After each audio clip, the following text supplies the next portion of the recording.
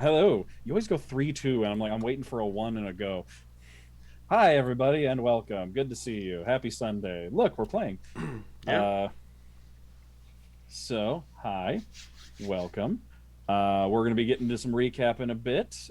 We don't do we've stopped doing channel announcements. I think you said on Wednesday, We right? stopped doing schedule announcements. Oh, schedule announcements. Yes, but are there channel Yes, announcements? there is. As always, raising money. I did it again. I said titlify, not tiltify. Raising money for Color of Change. It's our channel's charity of choice. So if you can donate, you can click the link in chat and donate some money to a really great charity. And that link will also be in like all the VOD descriptions as well as the podcast descriptions on Anchor FM and anywhere you listen to your podcasts. Also got a Patreon. Ooh, Link is also in chat. And basically, if you're a $3 tier of our Patreon, every month you're going to get a free little D&D adventure slash dungeon to put into your D&D campaigns.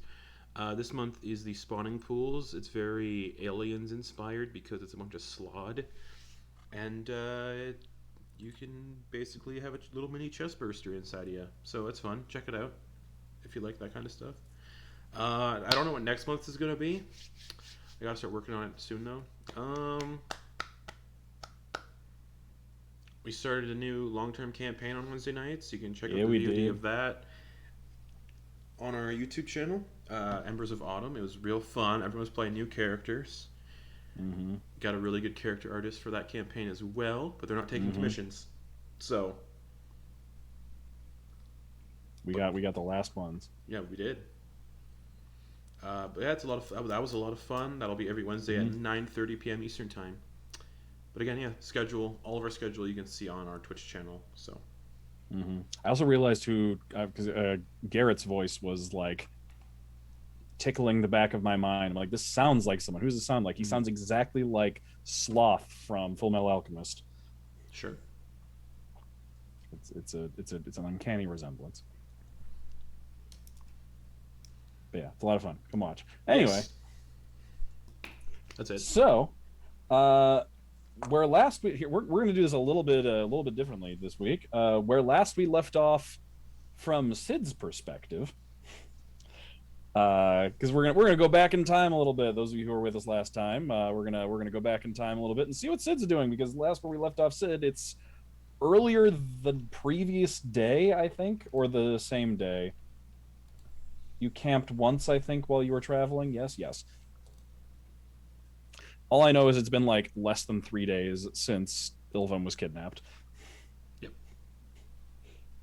I was talking to Flo about like how much they should be aware of before they come back, and I'm like, honestly, not that much time has passed yet.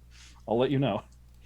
So, Sid, you were hanging out with Hannibal and his half brother on the other side from the Mm-hmm. other parents. So that strange place where technically you're half siblings with Hannibal. Hannibal's half siblings with this guy, but you and that guy have no relation whatsoever. When Bros by proxy. Bros like Yes, we. bros by proxy, proxy bros. But you were hanging out with your proxy bro, and someone came along and basically said just like, hey, you wanted to talk, like you mentioned something about your grandparents and your family and like helping out with the war, and we really think you should maybe like, we want to expedite that process. So Mm-hmm. yeah, we've got something for you. So can you please come with us? So they came and got you, and they take you through, just kind of, actually they would have taken you to a carriage, and taken you a little ways deeper into the city, over to a uh, stone building with a gray stone building with a domed roof. The domed part of the building appears to take up a vast majority of it, with kind of just like this. And it's like the dome is this kind of greenish color, probably like bronze or brass that has tarnished to this dull green color, with gray stone bricks around the outside. And then they say, just head right inside, and they should be able to help you out in there. They should be expecting you. Fantastic. Do I know who's expecting me, or You have I don't just? know. I've just been ushered along, just like, okay, you're gonna Yep. help with the war effort. Sick. Mm-hmm. All right, cool. So yeah. Yeah, you head inside, and once you go in, you can see that it looks like this was at one point. You can see the signs that this was at one point. It looks like a bathhouse of some kind.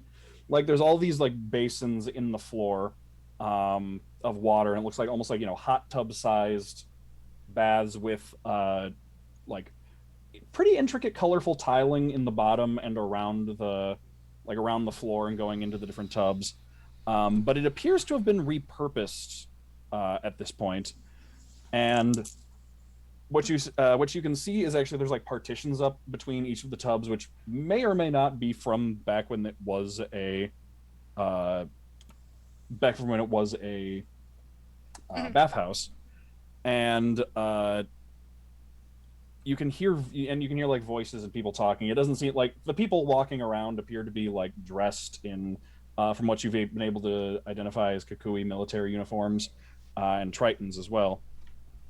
And one of the people you see comes up to you is a Triton, uh, and she's gonna walk up and say, "Hello, are you Sid?" Yes, I am. Fantastic.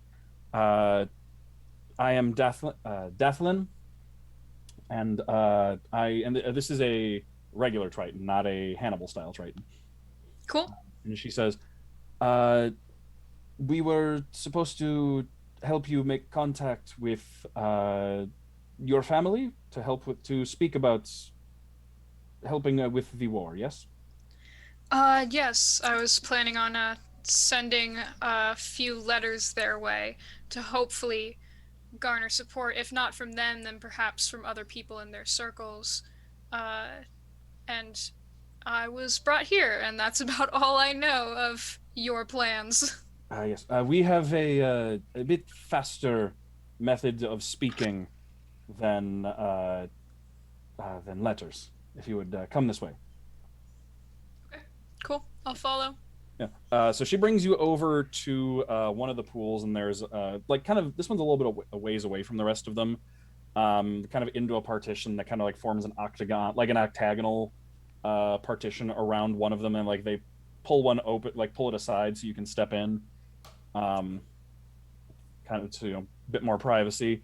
When you step into this one, you can see that there are three more Tritons standing around the pool, and all of them are wearing uh, this like the best way you would probably describe it is like leather, as if underwater leather is the best way I could describe it. Like whale leather, probably. Hmm. So it Cool. like it has this like stretchy, still kind of malleable like look to it. Um, Almost like a wetsuit, basically. But you can clearly see like the stitching and the signs. Like still has like a dorsal fin on the back in some of them. And the three of them are standing around this pool, and you can see that the tiles around this pool, unlike the ones that were out in the open, because like only some of them had partitions around them, the tiles around this pool have actually been removed. They've been kind of like chiseled off so that there's just a solid ring of stone around the edge of the pool, and unfamiliar runes have been carved into the edge of the pool.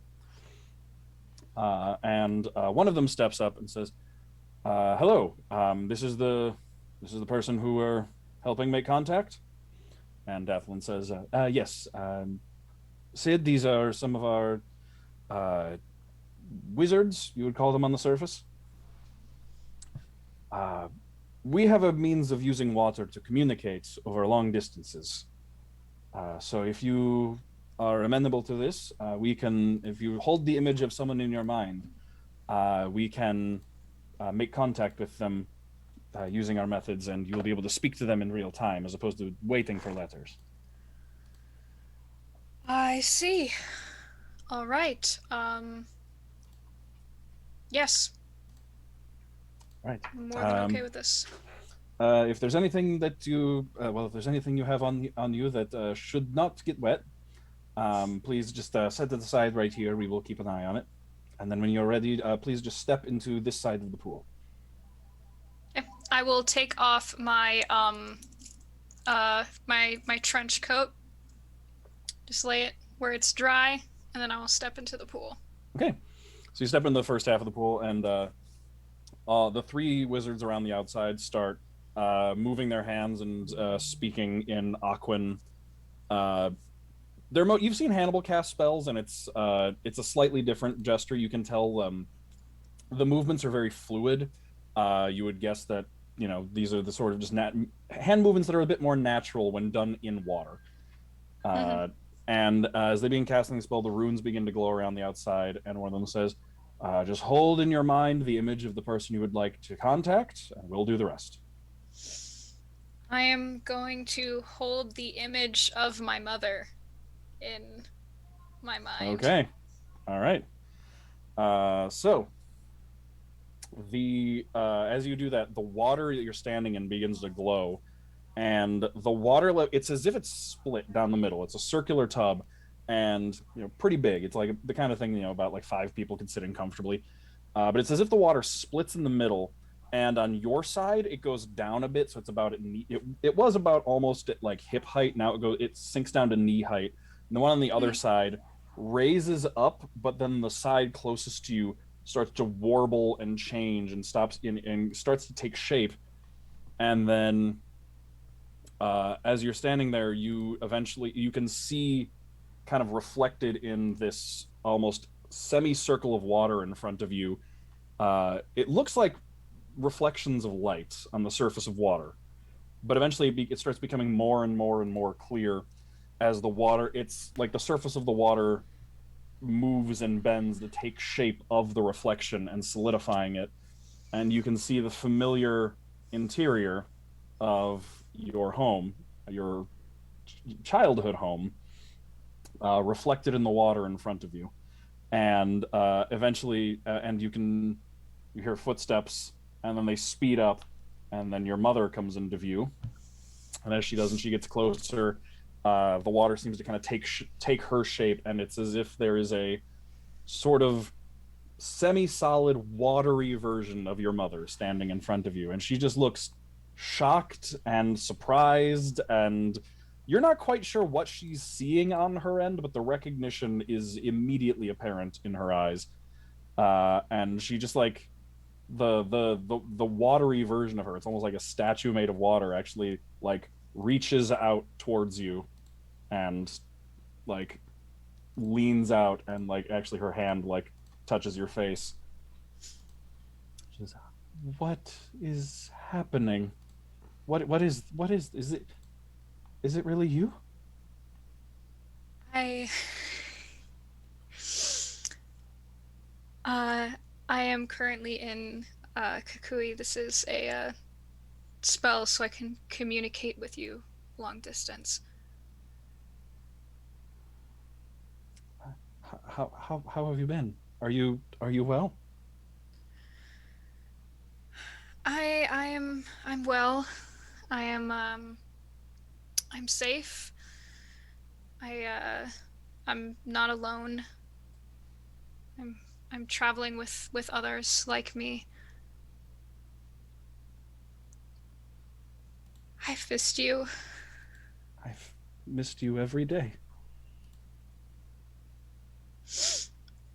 Did you and grandma and grandpa get my letters? Yes, yes, yes, we did. It was good to hear from you. I wasn't sure what had happened or if you were even still alive until I got those. I'm alive. Um I have a matter of business that I need to discuss with you, and perhaps you can relay it to grandma and grandpa. They're actually after your letters, they came to visit. They're nearby. I could go get them.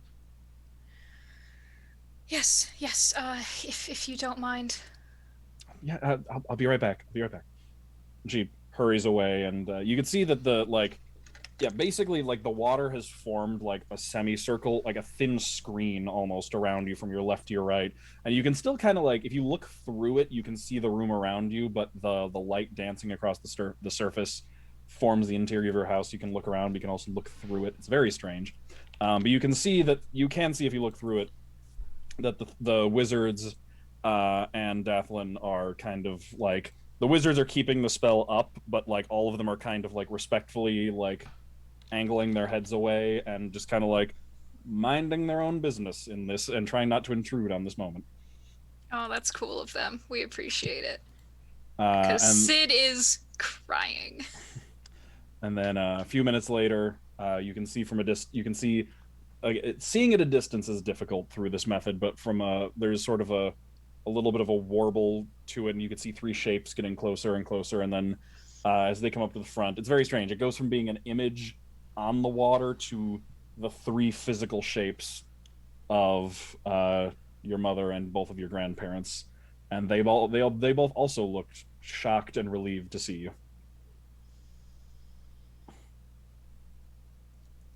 I Hello, says your grandfather. I hope you are well. We've been doing all right, yes. I'm glad that you got my letters. I'm able to talk with you now. Uh due to the help of some individuals um in Kikui. Do you know what is going on here? Are you aware? Well, I wouldn't be a very good. Well, politics are somewhat of an interest of mine, so yes, I've been keeping appraised of some world situations. I was planning on sending a letter, but they allowed me to speak with you uh, like this on this matter. So while I would like to catch up and just talk, this discussion is one of business. Um, and I will sort of relay uh, like all my experience thus far in Kukui, fully catch him up on what's going on, and then start broaching the topic of potentially trying to garner support from not only them but perhaps other people in Oromar for the war effort. Your grandfather kind of nods along throughout this process, kind of conferencing with your grandmother as well. Your mother is just staring at you the whole time, basically, just just enjoying the ability to look at you again for the most part. And your grandfather nods as you go through the story and says, "We'll certainly uh, we'll certainly speak to the people here. Your grandmother is was well, actually, probably have better luck with that. She's been more active in the local community. I've been burying myself in letters and maps and the rest of the world. But I think I may have a way that we could be of some aid ourselves more immediately." And then he goes to turn to your mother to ask her something, and then stops and then turns to your grandmother instead, and says, "Do you remember? You remember those coins I've collected? There's a box. There's an oak box. The blue ones. Would you mind going and uh, bringing those for me?" She says, "Yes, I can do that." And just turn, but before she goes, turns back to you and says, "It's wonderful to see you again." It's good to see you too, Grandma. And she makes her way off and kind of vanishes from the water. He says, "Well, as you know, in my age, I've taken up some hobbies to pass the time, and well, rare coin collecting seemed like a good enough hobby for an old man. Well, it turns out uh, there is a particularly capable mercenary company that values a specific type of coin particular one they've minted. The history is very interesting, and I won't bore you with the details right now. I can write a letter for you later, but uh, I believe a arrangement could be made with these Triton and Kukui the suzerain that you've been working with, and I would be willing to make a deal. Uh, if you tell them that I have a means of securing uh, aid, support, service, whatever you want to call it, from the Al mercenary company. All Horus. AL dash HARIS.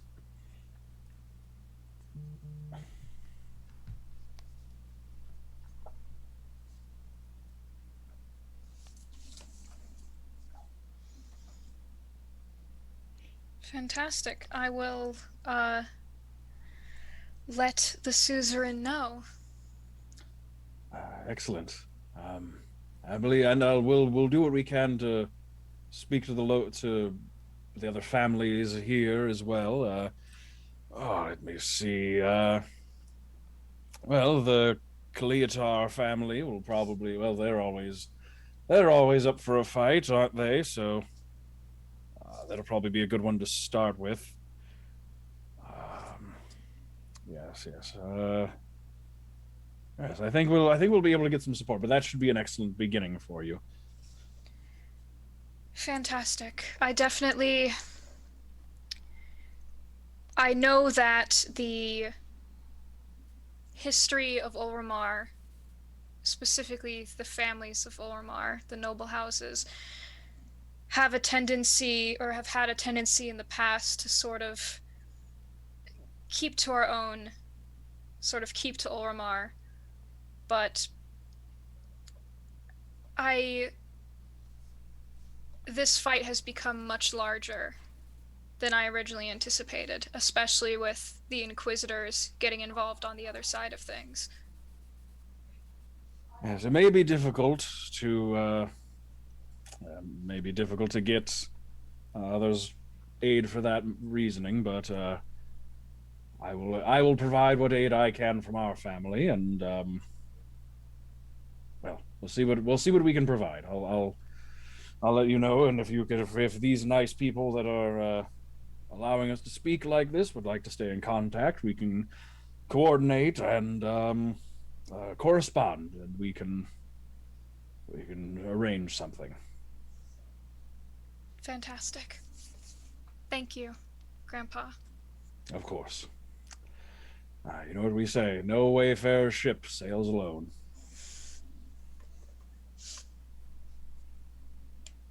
I'm just crying a little bit. I'm just crying. Yeah, and your grandmother comes back at some point in here, and there's this oaken box that's about this big, about like a foot wide, a couple inches deep, and then 6 inches long. She shows up and opens it up, and you can see just rows and rows of these blue metal coins. And he pulls it out. It's hard to see in the water, but there appears to be like a face maybe on one side, and then some sort of the stamp on the other, and they look like it's like a rough like stamp. Like these coins look, if you've ever seen a coin look homemade, that'd be what these look like. They look very like not necessarily poorly made, but very DIY. Nice. And holds one up, and then and kind of your grandfather takes it and like holds it in his hand like this, and then kind of like extends it up, and so like his watery duplicate is kind of like showing it to the Tritons around you, and says, here should be proof enough that I have quite a bit of this, so if you would like to those of you who are here and listening, if you would like to contact the Alhars and let them know that you would be prepared to hire a considerable number of them, we can arrange to make sure their payment arrives as soon as possible. and let them know that all coordination can go through my grandson here.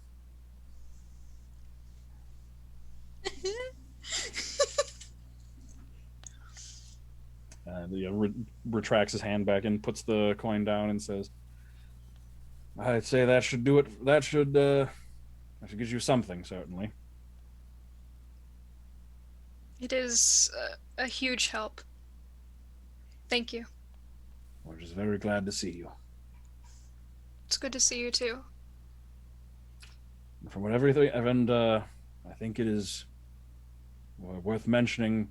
It feels like it goes without saying, but it is certainly worth mentioning after everything you've told us and just after everything we know about you. We are very, very proud of you.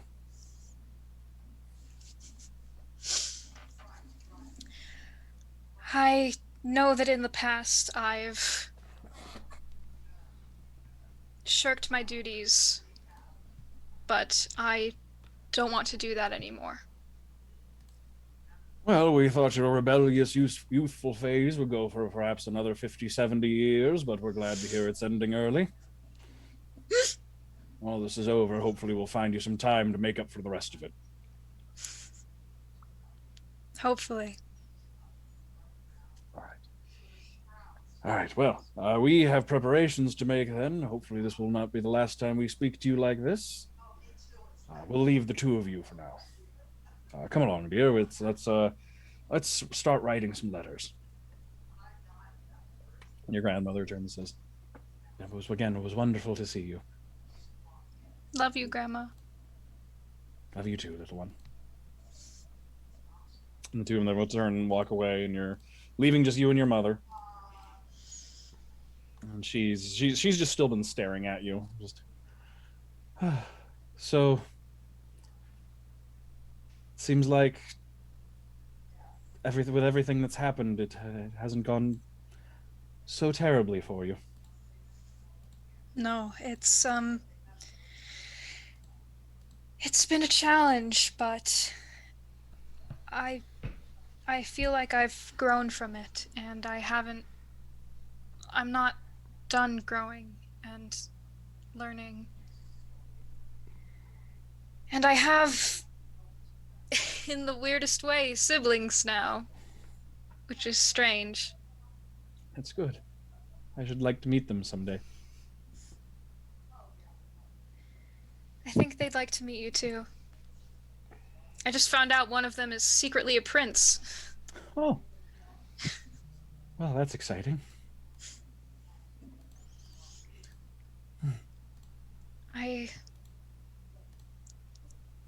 I don't know when I'll be able to come back home in person. I want to, but it's dangerous right now. I don't know what I would possibly be bringing back home. I understand, and just seeing your face and hearing from you is enough for me for now. I've spent many nights laying awake and wondering just what you're doing, what's been happening to you, and if you're safe, and just knowing that you're out there alive and well and apparently gallivanting around being a hero is enough for me to know. I certainly wouldn't call myself a hero, but I am trying my best to bring pride to the Wayfarer house, to you. Sitario, heroes never think they are, do they?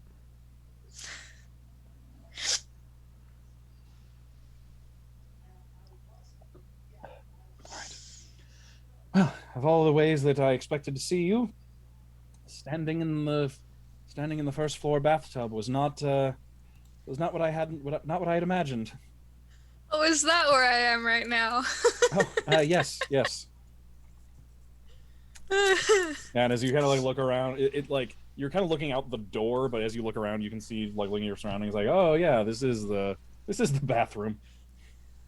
That's hilarious. You can't really look down because it's like your vision starts a couple feet out from you in every direction, so you can't like tell your immediate surroundings as much.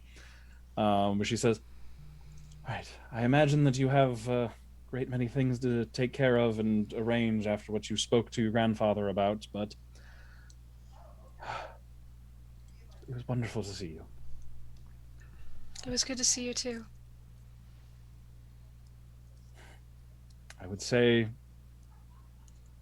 I would tell you something. I would tell you, keep up the good work or make us proud, but I know you'll do that regardless of what I say.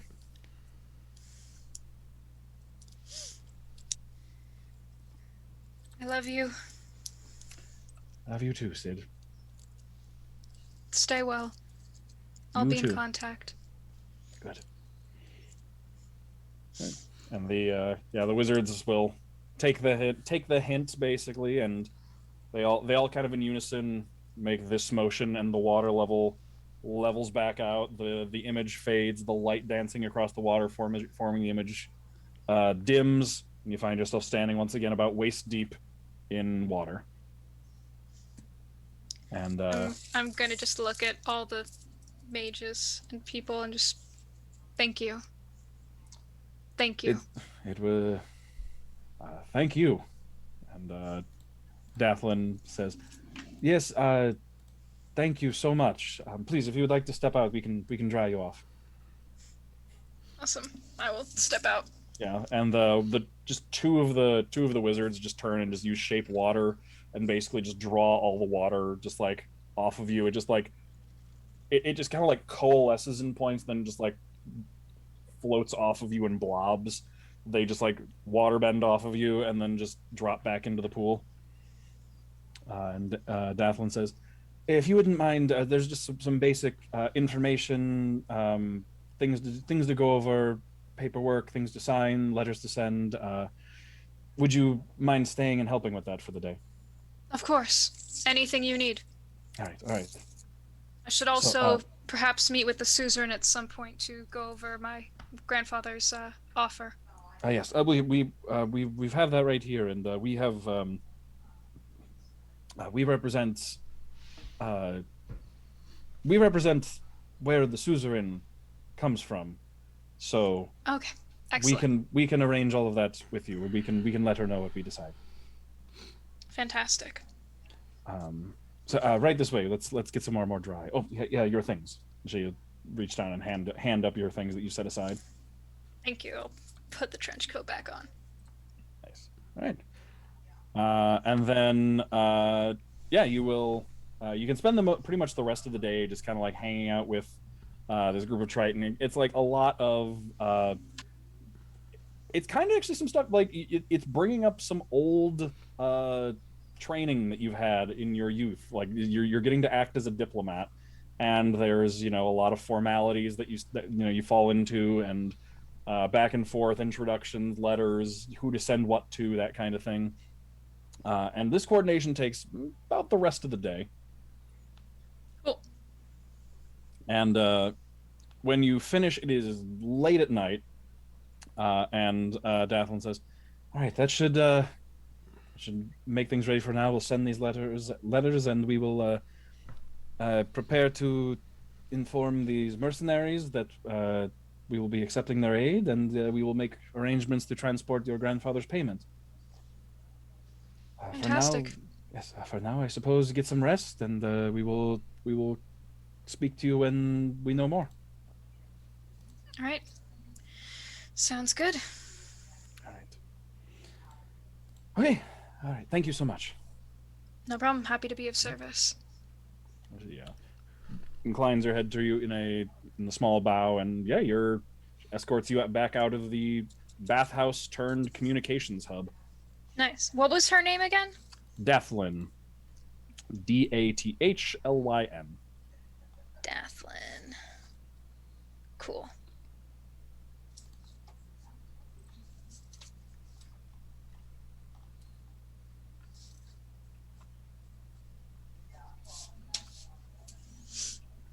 Fantastic. And I assume I will go back to the house we are staying at Okay. because it is late. Mm-hmm.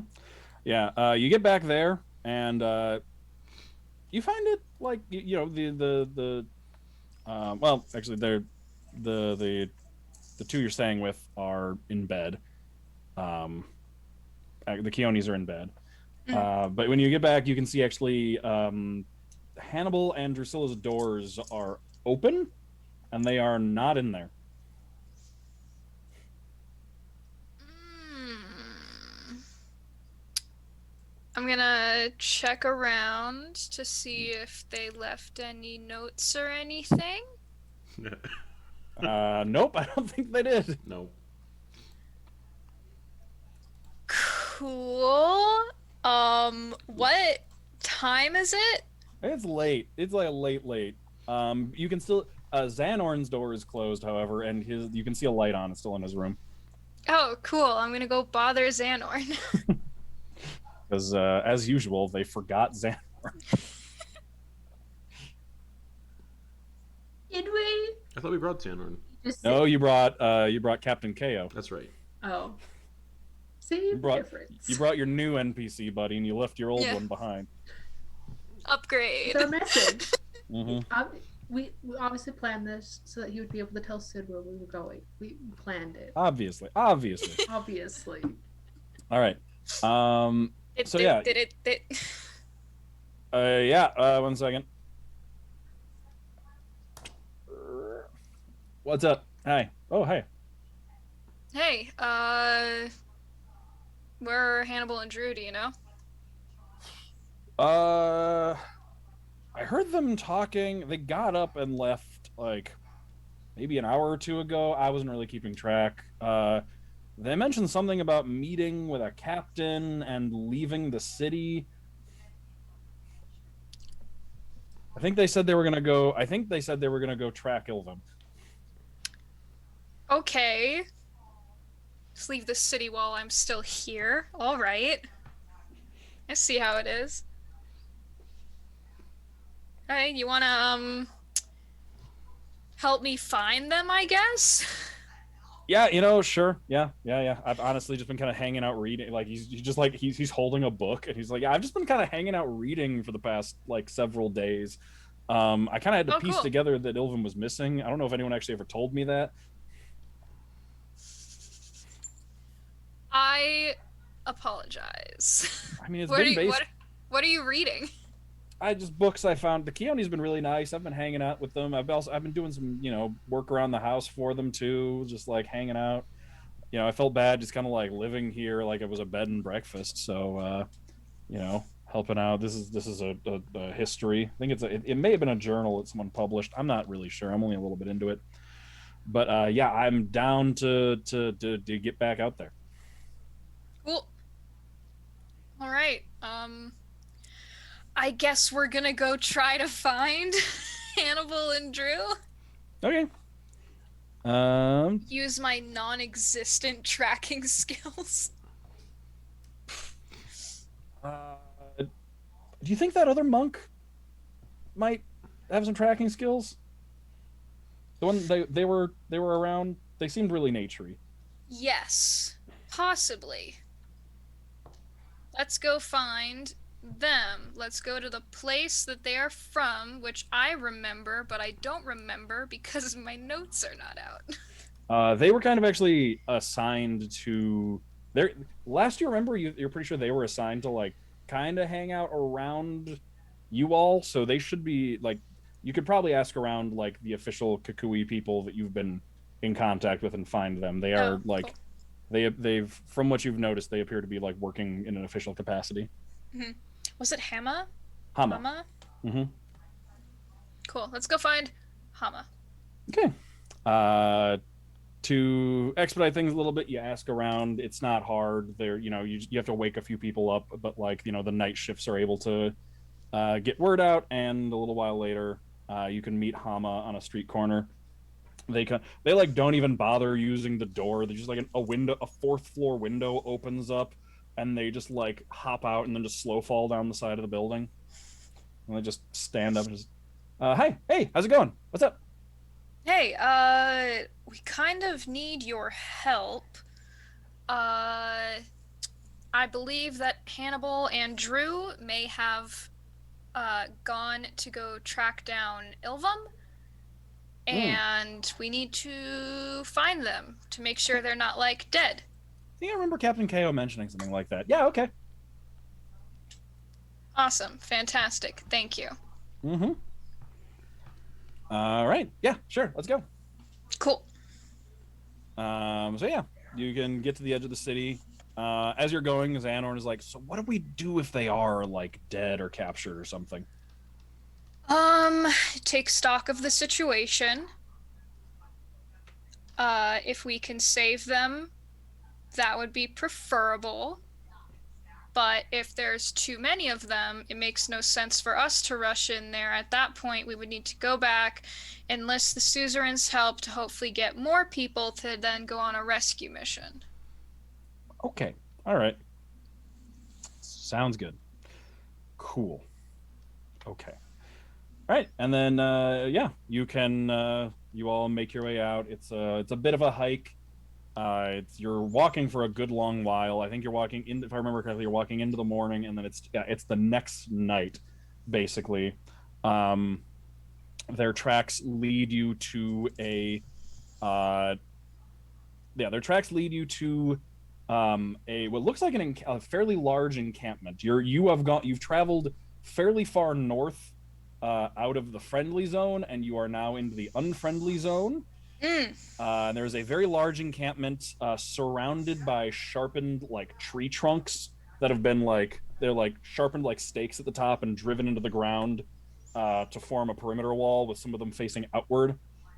There's a Mm. fairly large camp, and you Xanorn and another monk are able to move fairly quickly, especially because the one doing the tracking is also a monk. Mm-hmm. So you're pretty sure you're like hot on their heels. Like there's a couple times, especially like as the sun was setting, you were like not confident that you could maybe even see them like cresting a hill several miles ahead of you.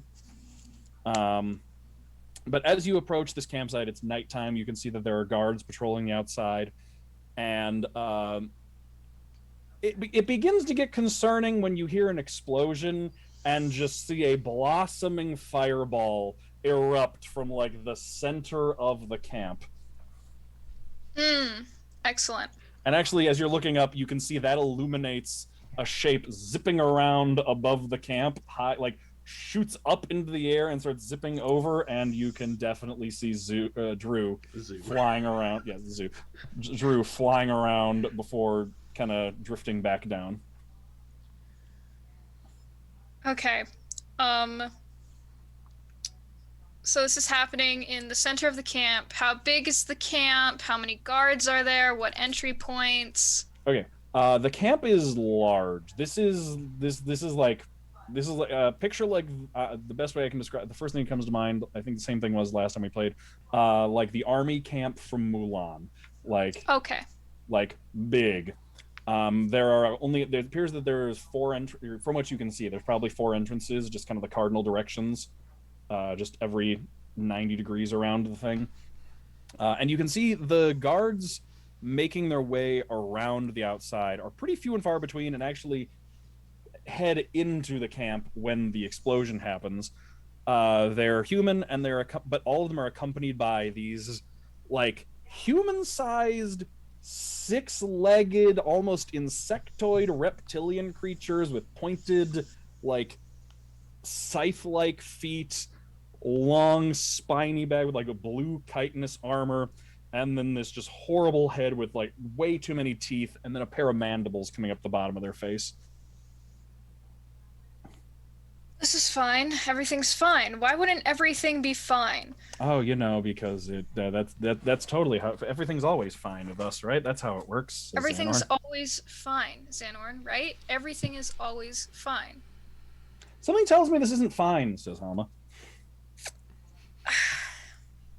I'm gonna turn to Hama. Mm-hmm. Thank you for bringing us here. You are completely allowed to leave if you would like to. But if you would like to help, I would appreciate your help. Yeah. I mean, I got I don't have much going on. Cool. Turn to Xanorn. You okay with this? Yeah, sure. Need a little bit more enthusiasm there. I want enthusiastic consent, Xanorn. Yay. I'll take it. I mean, I'm not jazzed about whatever this is about to be, but like I'm gonna do it. So you know. Okay. It looks like if we're gonna join the fight, now's the time. While everything's in a little bit of chaos. So I'm gonna try to see if there's like a bit of a clearer entrance where there aren't so many guards. Okay. As you're looking around, Hama just says, "I could probably just get us up the wall." I like your idea. Let's do it. Okay. All right. Yeah. There's like none of the guards are looking outward right now, so the approach is very simple. Cool. All right. So as Xander's like, "Okay, are we just making a run for it?" Yeah, let's do it.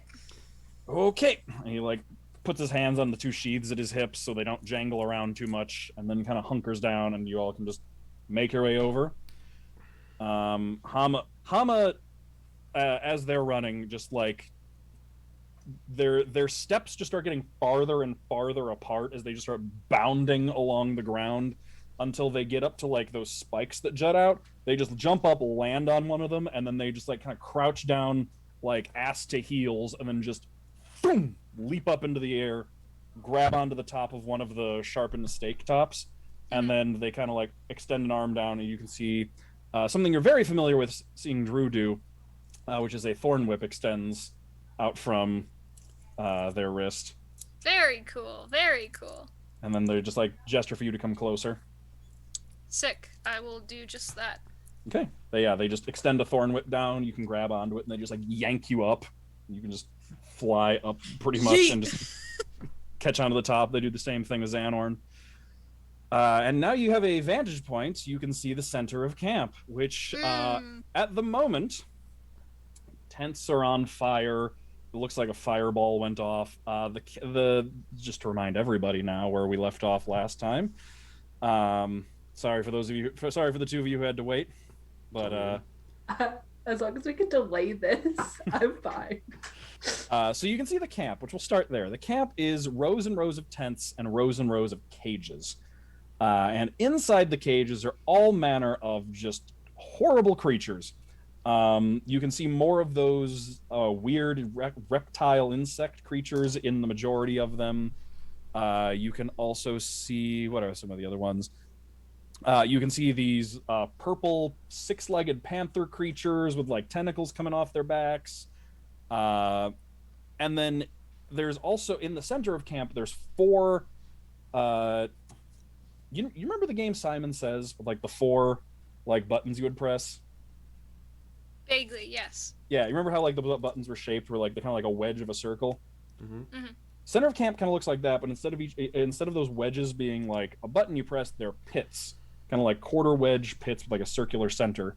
Each of those pits has creatures inside of them. You can see from this vantage point up above, you can see some of them are like these big, almost like bird beetle combination creatures that stand about like somewhere in the 10 to 12 feet tall range with like hooks at the end of their hands that they're all clacking together.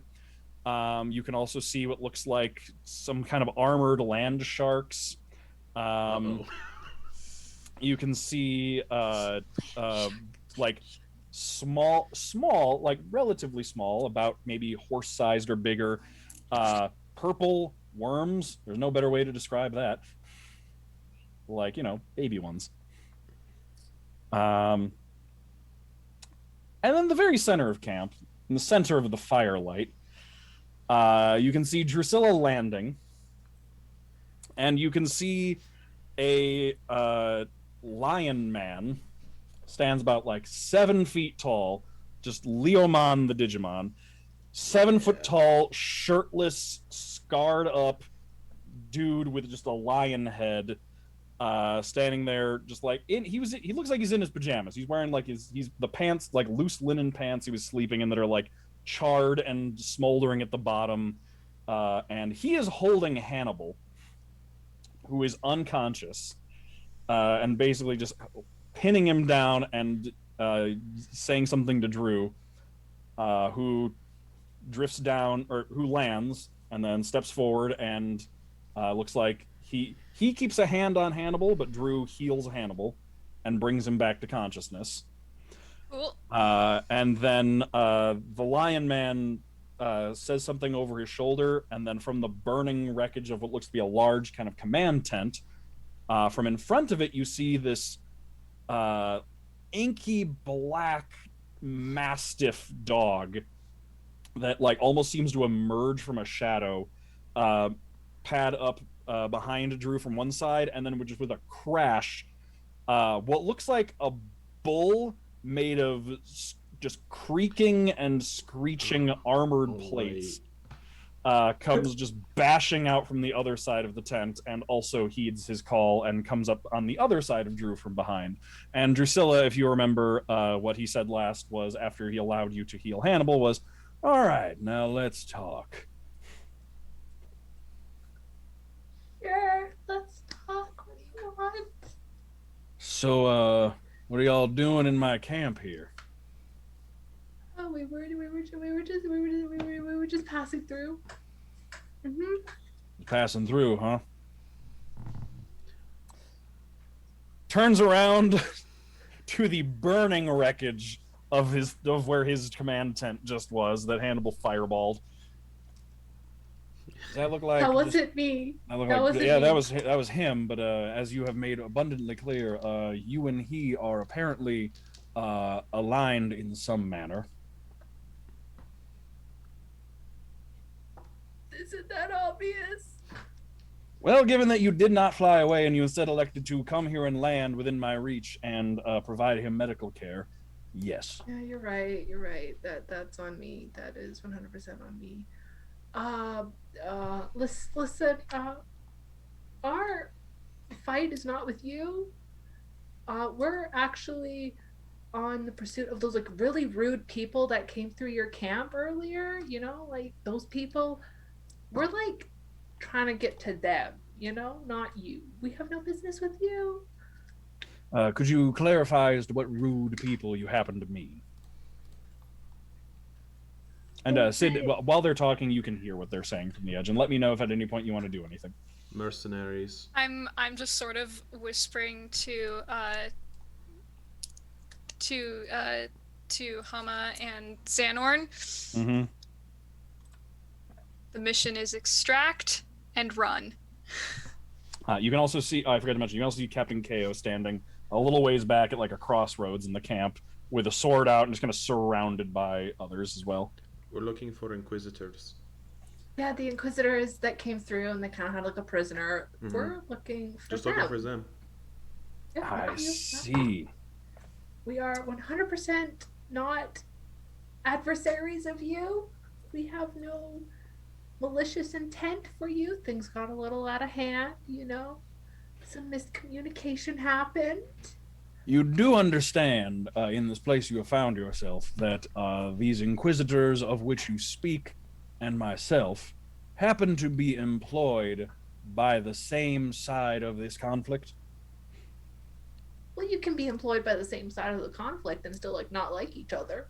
Oh, I don't like them at all. They are nasty, rude people that do not know how to show proper respect. But at the And same that's what we're time, kind of trying to, Oh. fix. We're trying to teach them respect. How much would it cost to have you not be friendly with them?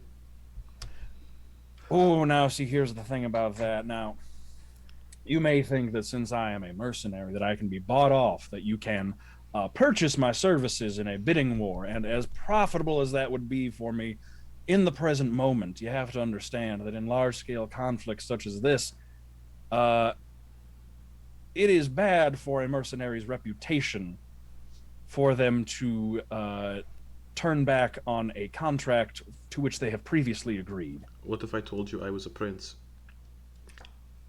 Well, that would make you a Yeah. very valuable hostage.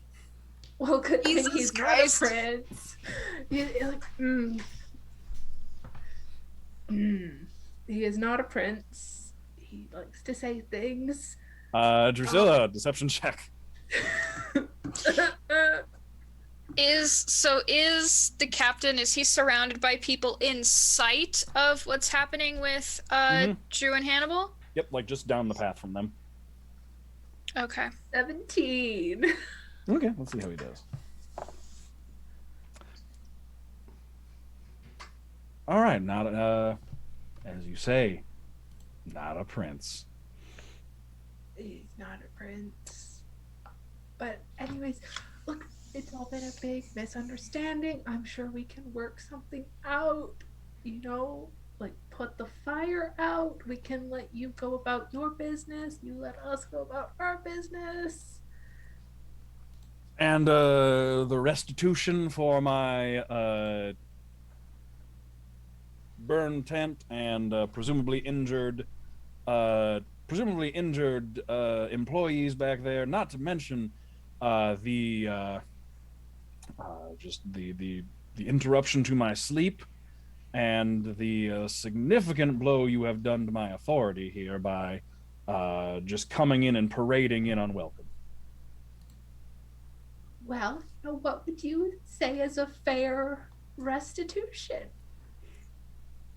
Well, if those inquisitors wanted one prisoner and you are somehow related to that one prisoner by association, then perhaps they would provide compensation and or apology to me for you captives. What?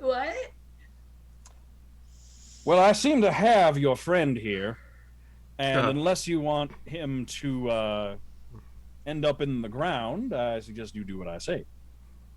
Please don't do that. He's all I have. Please don't.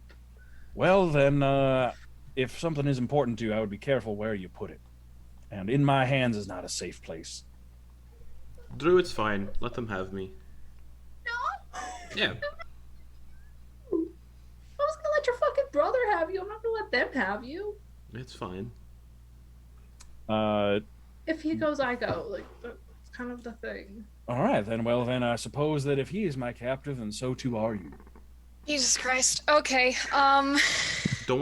While you're up there, Xanorin leans in, just like, do you remember who has that sending stone you all were talking about? Ilfum and Drew. Yep. Ilfum and Drew, yep. Oh, okay. I thought Yeah, it's do you have two sets of sending stones? No, it's Ilfum and Drew. Oh, it was okay. Hannibal was going to get sending stones to give to me and my not a boyfriend. Okay. I thought you left one with your dragon friend. Nope. Oh, did we? We didn't. I think we left one with the dragon. No, we didn't. It's Ilfum and Drew. I don't know. Okay. Remember, Ilfum had one at one point. Yeah, it's Ilfum and Drew. We were fucking with each other in fire. Yeah. So then Xanarn is just like, maybe in the future. I mean, this is all your thing. I'm just kind of like a friend here, but just a suggestion that in the future maybe let the dragon know that you're leaving the region. Maybe a suggestion. That she could probably be helpful right now. Anyway, you do your thing. I'm sorry, do you have a way to get a hold of a dragon? No, I thought you did, but I do. Wait, do it, I'll stall. I have a sending spell. And I have a slot to do it. Do it. Do it! I'm gonna feign like I'm itching my nose. Okay. Because it's just itching my nose. Well, it's gonna be... That's the vocal component. No, the vocal component is fairly recognizable, but if you can communicate to Drusilla that you want to do something, and Drusilla can successfully keep his attention, then that would be doable. And he currently, basically, he's got Hannibal by the scruff of the neck, just like the back of the coat, and is just kind of holding him like a suitcase at his side. So currently, Hannibal, you're not really in his line of sight. I'm gonna turn to Xanarn. Mouth the words. How do you feel about causing a distraction? I can do my best. Cool. Hama, you want to go fuck some shit up? Yeah, sure, why not? Cool. I'm thinking the three of us are gonna go help out the captain who's surrounded. There's a gorg. Okay, good. Okay. So you've got you could probably get there pretty easily. There is like the camp is populated, and he's in the middle thoroughfare, so like it'll be a bit to get there, but if you want to roll some stealth checks, you can try and hurry your way over to get close. Let's do it. I'll roll a Okay. stealth check. You have a key mouth thing. I'm gonna mouth sending at Drew, and then I'm gonna mouth, who should I call? The dragon. Drew, you are within his line of sight, so anything you communicate down to Hannibal will be the Lion Man will be able to see. Excuse me, sir.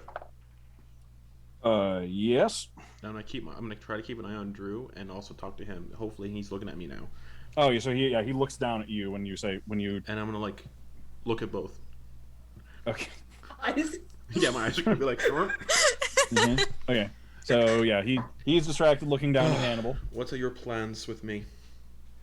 Well, I'm still trying to figure that out. I'm still waking up here, so Okay. you know, whoop. Oh, Oh no.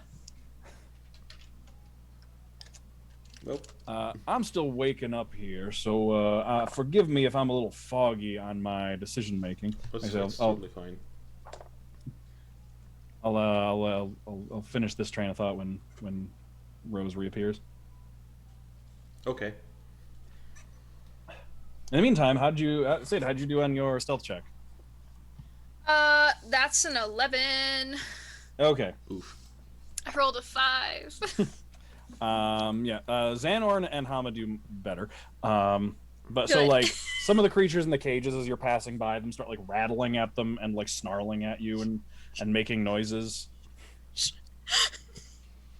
You seem to be drawing a little bit of attention as you're approaching over there. So Drew, you were mouthing a word, and the lion guy was just saying, "I'm still deciding. I'm still waking up." All right. You can talk to her again. Oh, all right. Well, I'm gonna cast sending as soon as he looks away. okay. And Look, I'm so sorry for disturbing your sleep. Like, honestly, I mean, personally, I myself don't need to sleep, so like, I don't really get it. But well, like, what do you do I'm for you? so, I'm not to be in a position of privilege here. That's not what I'm trying to do. But like, so I'm so sorry for disturbing your sleep. for the vocal and somatic component. I mean, there's arcane hand gestures and there's like words. Achoo! Like, as Drew's talking, you can kind of like mutter them quietly to try and distract. And you're hunched over because like he's holding you by the neck, so like the back of the coats, like your hands, you can pull them up close underneath you so you can't see what you're doing. Okay. Hello, Zenvaranth. We are.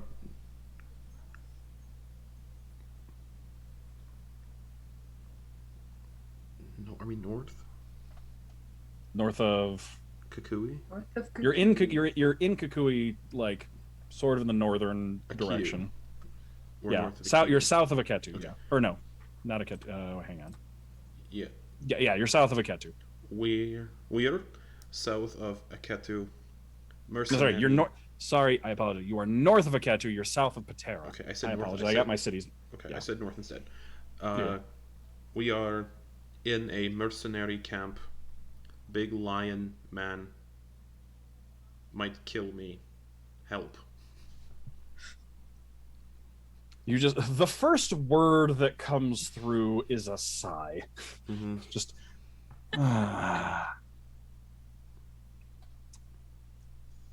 I'm on the way. It will take me some time to get there. Stay alive in the meantime. I just give Drew a thumbs up. I'll do my best to hurry. Next time, let me know. And then that ends the sending.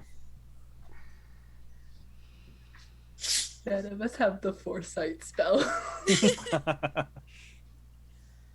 Okay, so back into the present. While you two are talking, there's like a commotion from some of the cages and stuff behind you, and Sid, at some point you just kind of have to break out into a run because like attention, you've drawn attention, but like in a little bit of like there's a little bit of a process to it, so like you have an opening that you've made it far enough that you can probably get to the captain. Excellent. I will get once I'm within 10 feet, I'm going to bonus action summon my arms of the astral self. Okay, and Arhama and Xanorn just joining you. I assume that's Okay. the plan. That's Okay. So just turn around and dip. I mean, I don't know if you wanted them to spread up. Okay, so yeah, Drusilla, over this guy, like around this guy, you can see the bright, shining, familiar sight of Sid's arms as Sid, Hama, and Xanorn charge out around Captain KO to help him out. It's behind Zootopia Mayor, yeah? Yeah, like a good ways back, Okay. like back in the main camp area. Time to be a distraction.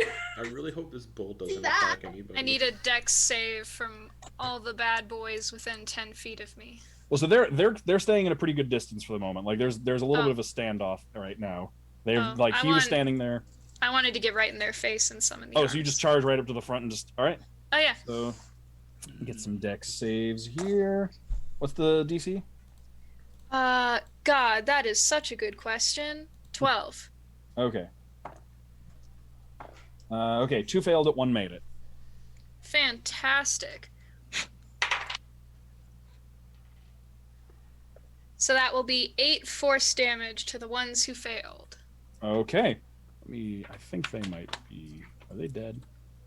No, they're not. Okay, so you just like charge out and then just boom, summon your arms, stagger 2 of them back, just faces bleeding from the impact of force, but they are still standing. And that causes a commotion a bit, and the lion guy does look over his shoulder at that. Now, what in the goddamn hell? That's a residual effect of Hannibal's magic. He turns around. No, sees 3 new people. Hey, how's it going? Hannibal, your hands and feet kind of just like drag through or I suppose you can keep your hands up, but your feet just kind of like drag in a semicircle through the dirt as he just swings you around. Wait, to no, be face that careful way. with him. He's delicate. And he just kind of tilts his head to one side, turns back towards you. Drusilla looks past you and just says, "Zundra, take care of it." Uh-oh. And then you just hear this grinding, screeching sound as that bull just starts. I don't want to fight a Gorgon. You don't, because it goes right past you Oh. and towards the others. Gee bless. And GPS. Sorry, Sid. as that happens, he turns and looks at you, Drew, and goes, "Are these friends of yours too?" No. No, it's total coincidence that they're here. Well, like I said, there's a lot of people that know of these nasty inquisitors, and there's going to be a lot of people on their trails. All right, well, let's just. And he with Hannibal kind of like steps over, so he's standing on one like shoulder to shoulder with you, and then the shadow dog comes up on your left, and he says, "All right, then let's watch." Let's watch. So Sid, we need initiative. Oh, Do you mind if you let me go for the time being? No, you're What if staying he right has here. to, like, pee? What if he has to pee? Like, are you gonna hold him up Wish I while he had goes? teleport. I'd just be like, That would be nice. That is helpful. bye. Actually, he like he's got with the hand on the scruff of your neck. Actually, he like lifts you back, so like your back is up against his forearm, and you're kind of like held upright, so you can watch too. that's a 12. Okay, this dude is big. It's a Gorgon. Baby. Okay. Really gonna do Lindsay like this on her birthday? Yeah, Come on. Sid dies. Oh no. Honestly, if you're gonna kill me on my birthday. Like, I'm totally That's what I okay wanna with go. that. Like, Hannibal didn't die that'd on be his so birthday. iconic. Oh my god, Hannibal did die on his birthday because we joked and said this is Hannibal's birthday and he died. Oh my You're right. god! Let's go. That's fantastic. Okay. Right. Oh yeah, and Captain KO is also there. He just looks over. And says, what in the what? Where? All right, I'm not gonna. I won't say no. Is there anything Okay. I can do? I got NPC power. All right. So. Are we rolling initiative too? Me and Drew? If you would like to participate, yeah, go ahead. Fuck yes. Just so we know where you are. With my 15 hit points. Ugh! 4. Hi, Pee-Pee. Because I got a really dumb. I'm dumb. I'm gonna die. Oh my god. Don't Oh. Drop a. I don't have any third level spell slots. stay alive. I already died today. Technically, that was I don't yesterday have at the this point. resources. I don't have the resources to bring you back again. I'm gonna die to save my siblings. That's how it's going. Drew, are you rolling initiative? Yeah. Okay. I got a dirty 20. Oh, nice. Okay. Cast So, Power Word Drusilla, Kill. you would go first. Drew, is there anything you wanted to do Cast in this Disintegrate. particular moment? I don't have disintegrate. I'm going to Oh. sometime.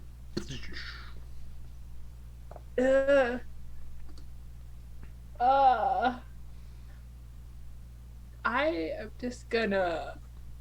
She's like literally like just kind of like shifting and like looking up at like the Zootopia mayor, keeping a watch on him as he's manhandling Hannibal. Yeah, it's rough. Okay. Because like Hannibal has less hit points Oh, I'm. than Sid right now. Yep. So like Sid's fine. Hannibal's I'm- not. I'm fine. I'm Sid's gonna chill. fight a metal bull. Mm-hmm. Y'all Okay. just relax. So that'll make it Zundra the Gorgon's turn. Yup.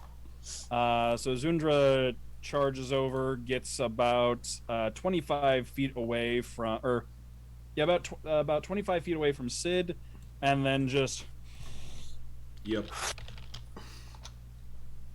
releases a cloud of green gas out of his mouth.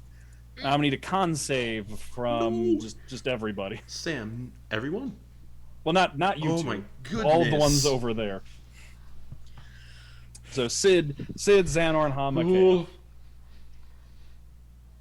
Come on, Come Sid. on, Come fine. on, please. Please, Sid. Is that? Yeah. 19. Oh. Okay, you're fine. Yeah.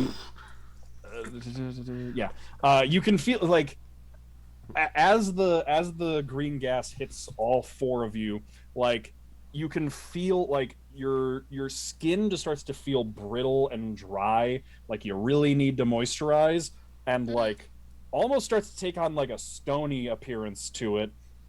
But then you manage to like move and just like shake it off, and like bits of rock and stone just like flake off of you and just fall to the ground, and all four of you made the save on the petrifying breath. Oh shit. So yeah, that was the Gorgon's turn. That'll make it Sid's turn. Okay, so this is like a big bowl creature?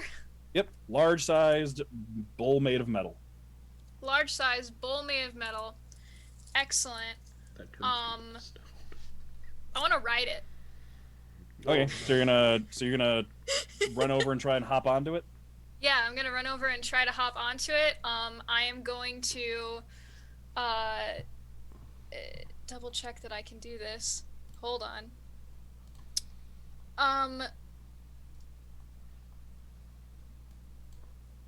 I mean, fuck it. I'm going to Rising Surge. Okay, all right. So, okay, let me make sure I've got the rules for that pulled up, just so I've got this. So I can remember what that does and what this is going to look like for everybody else. Because I think this is the first time you've actually used this in combat. It's because it Yeah. scares me. Okay.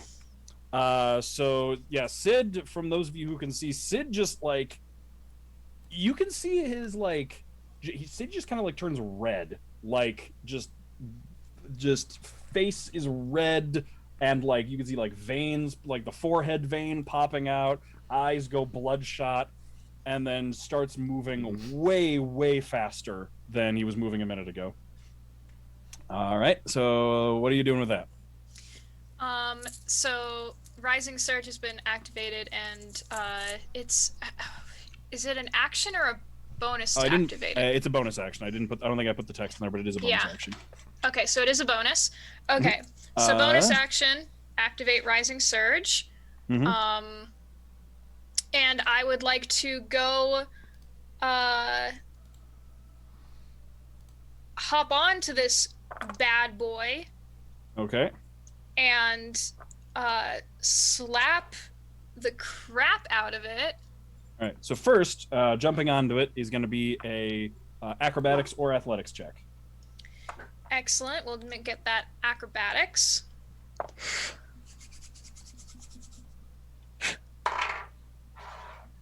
That is 17. All right, you beat a 3, so yeah, you can just rush over and basically like it lowers its horns to try and charge you, and you just run up its back, turn around, and just land on it. Fantastic. And then I would like to smack. All of your attacks have advantage because you are on it. Awesome. And then, so it's haste, so it's just 1 extra attack, so that's 3 plus bonus. Yes. Correct? But bonus action was bonus action to activate, so you just have the 3. Oh, you are correct, so it's 3 attacks. Okay. Cool. I know how to play a monk. I swear. Everything's fine. Don't worry about me. That was such a dumb idea. That first one's a 10, so forget about it. That will, yeah, you just sparks fly off of its back as you swing, and nothing happens. That's a 12 for the second. Please do better. Ooh, more sparks. That's okay. I'm just riding this guy. Don't worry about it. Are you rolling with advantage? No. Hold on. Thank you. Thank you. Okay, let's try that again. Just say. Okay, so the first one is still a no. Okay. Second one is a 17. Still no. Still no. Okay, duly noted. This thing is made of armor. Yep. And the third one is a no, so I'm just riding this and just slapping it like... You're just clawing at its back, but like sparks fly up off its armored back as your astral hands just fail to get through at all. That's okay. I'm bull riding. That's all I want to do. At least I still have mage armor up. That's it. Oh yeah, it does, because that doesn't go away when you've gone unconscious. Just last 8 hours, yeah. Which is nice. I always thought it would have been funny if it was concentration, because then like suck. It would, but it'd also be funny because you could slap the mage armor off of somebody. That's funny. Okay, and just to clarify, do I take the damage at the end of my turn or the start of my turn? Well, you start your next turn. Start of my next turn. Okay, got it. So yeah, it happens. It's when you start your turn, you take the damage. Got it. Okay. Okay. What? Don't worry about it. Yeah, don't worry about it. All right, Hama's turn. Hama is going to, Hama's gonna come up to this thing and just try and do some punchy punch. So Hama punchy punch is, yeah, okay. Hama punch, Hama miss. Hama punch, Hama hit. Hama punch, Hama hit. 2 hits. It's my favorite poem. Hama punch, Hama miss, Hama punch, Hama hit, Hama punch, Hama hit. All right. For a total of 13 points of bludgeoning damage to the bull. Just bong bong, like armor like rings like a bell as Hama comes up and just socks it. Because as a reminder, Hama is a strength monk.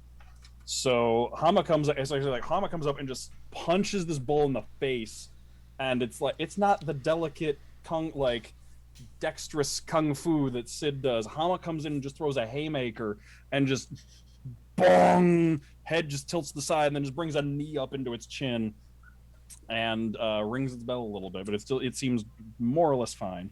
Oh yeah. And then that'll bring us to Xanorn, who is going to also make just draws the 2 swords. He's going to come up and just make 3 attacks. First 2. Xanorn miss, Xanorn hit, and Xanorn miss. Only 1 hits. Just sparks flying off of this thing's side as only one of the attacks makes through. The other 2 glance off the armor, and he does 7 points of damage on that one. Oh man. And he's like, okay, which will bring us Should to... have saved my fireball for the bolt. Talking to myself? Okay. That'll bring us to Captain KO, who will... A lot of NPCs in this fight. Miss twice. Oof. They'll surround it and just again, sparks fly off of the surface. Bring us to Hannibal. I hope if you wanted to do I anything. hope it didn't recharge its breath. We'll I'm gonna find cast out on its turn. I'm gonna cast Enlarge on myself. Okay. So I double in size, so I'm now 12 feet tall. Okay. And my so, weight is multiplied by 8. So he goes from holding you down here to holding you up here. Yeah. So you're presumably standing. Yeah. Okay. Now I have advantage on strength checks and strength saving throws.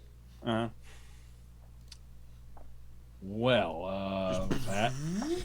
Mm-hmm. So what would my weight go to? It's 275 times 8. It's like 1,600. No, closer to 2,400 pounds. I'm 2,200 pounds now. Nice. Big boy. Okay. Bonus action. That's my turn. Okay. Lion no. Man goes next. He's Dumb. at the end of the initiative order and just. So he is going to go to knock you prone. So go ahead and make an athletics or acrobatics check. Athletics, because I'll have advantage. Mm-hmm. 18. 28. Fuck. He's just keeping a hand on your collar, just trips you and knocks you prone, and in the process of knocking you prone is going to do an unarmed attack, basically, by just slamming your face into the ground. With advantage. Yep. So, okay. So 29 to hit. That just hits with my mage armor. Okay. All right, yeah. He's not raging currently, though. Oh, fuck. So that's good. He stopped raging. So that is 10 points of bludgeoning damage. I'm at 5 hit points. And Concentration check. the ground kind of shakes for a second as 2,000-pound Hannibal just gets slammed face first into the dirt. Double check if I have Warcaster. I don't. So for my concentration check, that's a 3 plus 2. So Hannibal just gets bigger, and then immediately just BAM! And then he just wee-woo! Just shrinks back, and he's like, why'd you go and do something stupid like that? I honestly want to know what the thought process was here. Ow. Yeah, stay down Not for it. very Stay down for it. smart. I'm incredibly Stay down for it. smart. Make sure you stay out for good. All right, back up to the top. Drew, do you want to do anything?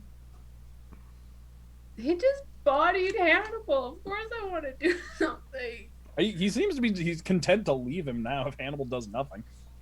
Hannibal's gonna do something. I know Hannibal. Up to you. How tall is he? Like 7 feet tall. So ankle biter. Do I have the spell? You have a bag of tricks. Mm-hmm. That could be useful. Good. Also, because I know this is relevant to you, he's not wearing any metal. How'd you know that? Just as in his pajamas. Yeah, he is. He's Wait. Does he have a But Prince the bowl Albert? is made out of metal. Wait, what? Is the bowl made out of metal? It appears to be.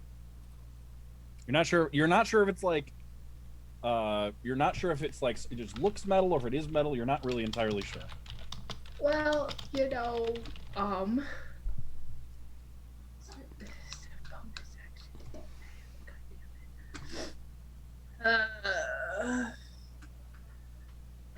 Oh, actually, heat metal works only on objects, and technically, since it is a creature made of metal, it doesn't work on creatures. Yeah, I just looked it up. Yeah. that is extremely stupid. I am a wildfire druid. I should ignore that. Nah. Regardless, as soon as like he bodies Hannibal into the ground, Drew's gonna slam her staff on the ground and activate Flame Blade, Okay. and I'm gonna go for a bat. All right, roll it. Oh my no. God. We just have to stay alive, guys. I won't be staying alive. No. That's all we gotta do is stay alive. Or get petrified. Okay, Technically, you're alive if you're petrified. 26. That'll hit. Yeah. Okay, 3d6. Now I do have a fun thing, but is it only when Simon is out?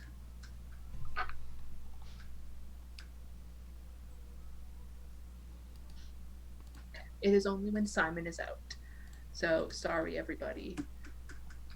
So that is 3d6. 3, 6, 8 fire damage. Oh. Let him go. He just looks down at you, just like, really? I'm gonna die. Hannibal says this. Yeah. All right, that will bring us to the Gorgon's turn. I have the Rav, you cannot mess me.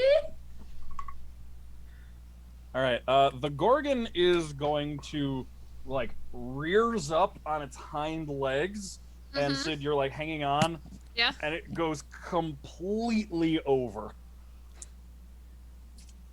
And it is basically Oh. yeah, it's gonna just try and land on top of you. So I'll say this is an attack roll for it. I was like, why would it do Right. that? So this is gonna basically try and hit you, but it will be rolling with disadvantage because you're on its back as you try to just like scramble out of the way. That is with disadvantage a 16 to hit. Miss! Okay, That must be you managed to just like 17! you just barely managed to like swing your legs out from off of it, so you're hanging onto its side as it lands on its back and then rolls back over onto its front, and you just like scramble up, just like crawling around on it as it fails to land on top of you. And did Like it an recharge? ant at a picnic. Did it recharge its breath? It did not. Okay. That'll bring it to Sid's turn. Excellent. I would like to slap it. Oh, Oh, sorry. wait, Actually, hold on. really First, quick. I need to do the thing. I'll roll it for you really quick. So at the Oh, beginning you're of your gonna roll turn, yeah. Beginning of your turn, you take 9 points of damage. Cool. As your body, just the process of moving this fast, your body just starts to deteriorate, and like you can feel like muscles and tendons straining and tearing, and like your heart is beating like a hummingbird's in your chest. Sounds good. But that will make it your turn. I'm gonna slap this boy that I'm riding. Still an advantage because I'm on him. Yep. It's 18 plus 6. That one will hit. Okay.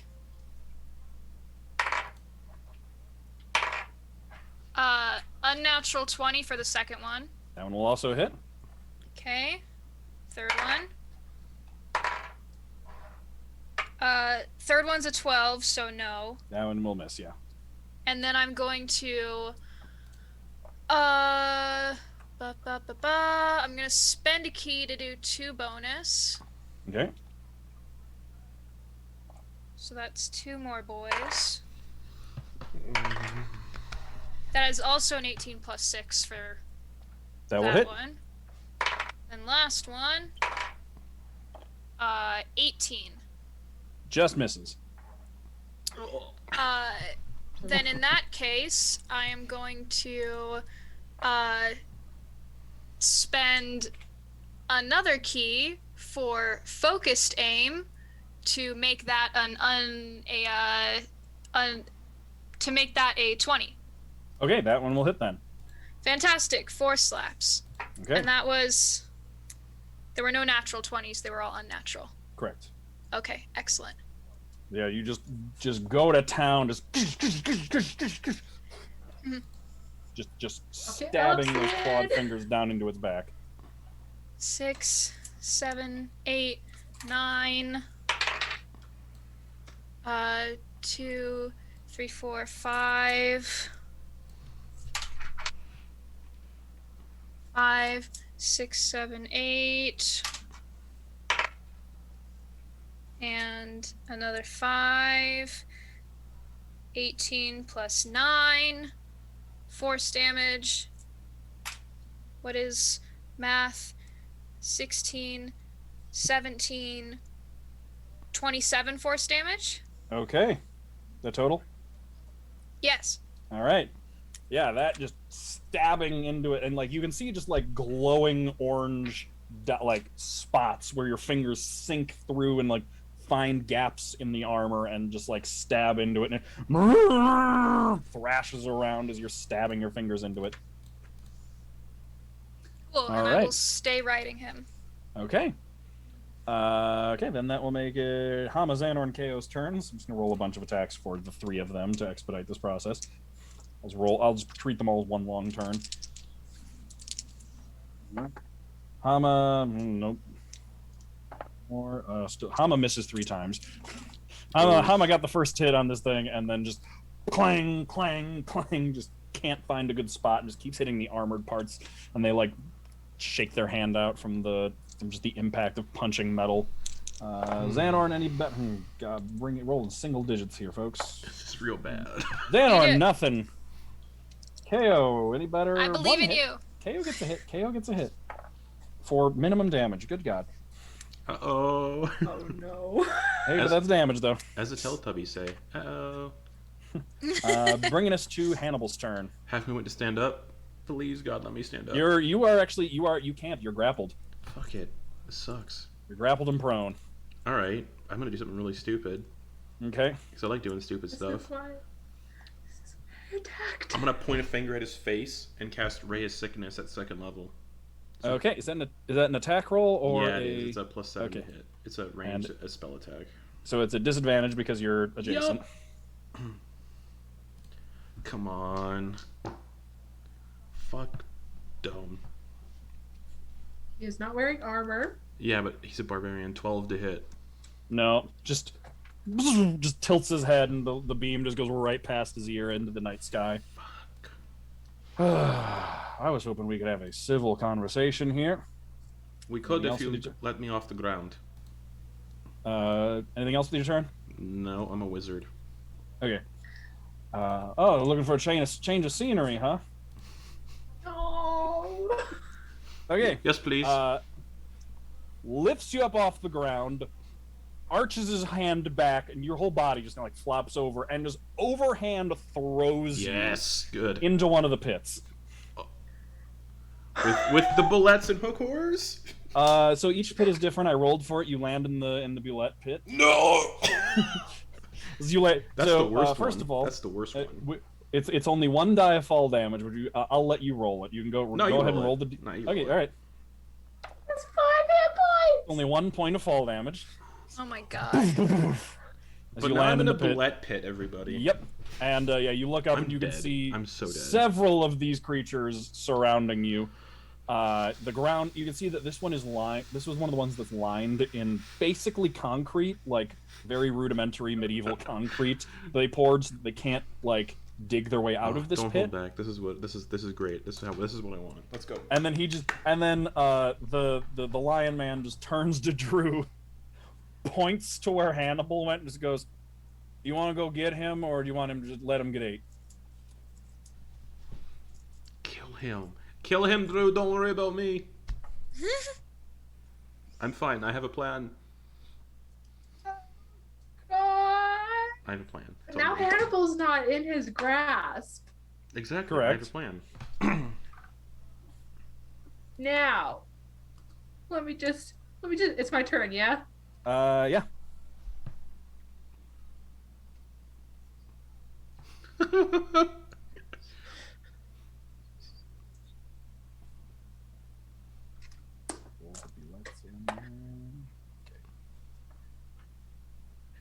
I'm gonna summon Simon. Yes. Okay. right beside me. Okay. Right beside me. So wait, is he within 10 feet of me? First off. He's right next to you. Yeah, you hit him last turn. He hasn't moved. Oh right. the I'm gonna summon Simon right beside me, so he has to make a dex save.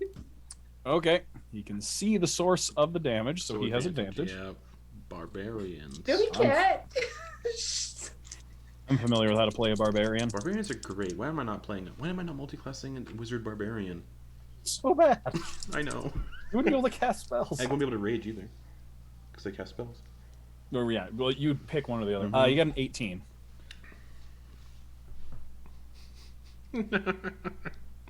Simon, watch him. And I'm gonna take off towards Hannibal. No. Okay. Dude, so do you try and jump in the pit, or do you like? What do you?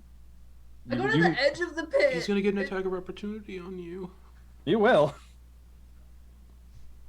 I have almost 40 hit points. I'm pretty sure I could take a hit.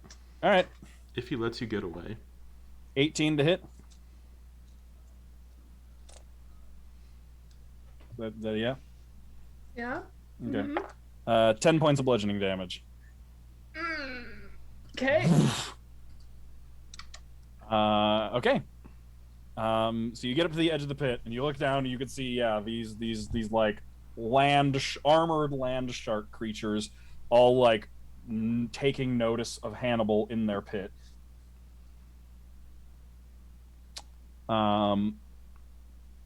Anything else on your turn?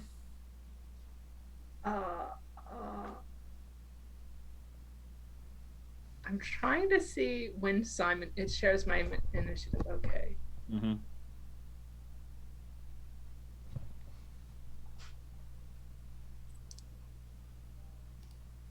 All I said was Simon watch him, so he's gonna take dodge. Okay. Yeah, I'm just at the edge of the pit, Mm-hmm. being a good sister. Okay. You get there just in time for the Bulette's turn. Yep. Yes. Do it. Do it. So I rolled for it. Only one of they're all still kind of asleep and And then waking up. So prone. only one of them is awake right now. And I'm So one attack against Hannibal. with advantage. Yeah, you're prone. It could miss. We'll see. Well, that was gonna be a 2. That was gonna be actually. Would a 14 have hit you? Yep. All right. Well, it wouldn't have mattered. That would have been the higher die at that point. But instead, it got a 25 to hit, so it's hitting the style. Yep. Shield doesn't even help me there. Yep. Oh my god. Oh. Hannibal. This is great. Here comes the bite. Hannibal! Question really here. It's only got one attack, but the question here is if this is going to take you. Its bite to is a lot of damage. Yeah. What's your max hit points again? 37. Oh, okay. No, you're gonna be fine. You won't be dead. Sure. That's 7 plus another 15. That's 22. So you take 26 points of piercing damage. Okay. I am unconscious. This is just Drew. You just see one of these things just just stomp over to him, just pick Hannibal up in its like pointy shark mouth, and just shake him around, and then Hannibal just goes limp. This is the second time in the past 48 hours you've seen this exact image, Oh yeah. but with a different creature. And then Hannibal is so just- Sid and everyone would just hear Drew let out a gut-wrenching scream. Said you can turn around and you would probably turn around just in time to see the lion dude just yeet Hannibal into a pit, and then Drew run over and just scream. God. Which will make it the Gorgon's turn. Gorgon is going to Yeah, it's gonna go for, really doesn't like you're really the one doing the most damage. Mm-hmm. So it's just gonna try and smack you again. So yeah, it's gonna try and land just land on you again. Got like a 50-50 chance of hitting you here. That is exactly a 17. Excellent. Well, a 9 on the low die. That's a +8. So that is going to be 24 points of damage. I'm fine. What are you worried about? I'm fine. It gets up. You can like hang on. You can like your spectral hands like are still sunk into it. So when it like rolls itself up and gets back upright, you can stay on its back. It did not like dislodge you. But that will make it your turn. And at the beginning of your turn, from the strain of maintaining your ascendant or your rising surge, that is 4 more points of damage. Okay. And then it is your turn. Excellent. Question: how does dropping rising surge work? You just can end it at any time. I can end it at any time. Excellent. However, let me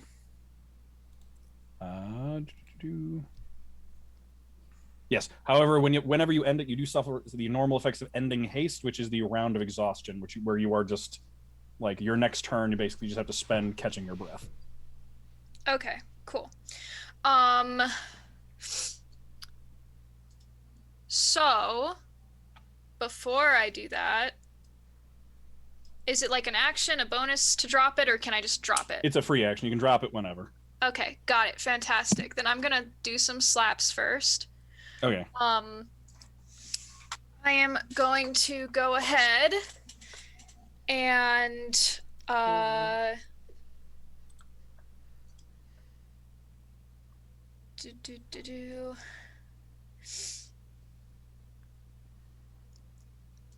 I'm going to spend a key to do stunning strike. You actually you spend that key after you hit. After I hit. Okay. My life makes sense.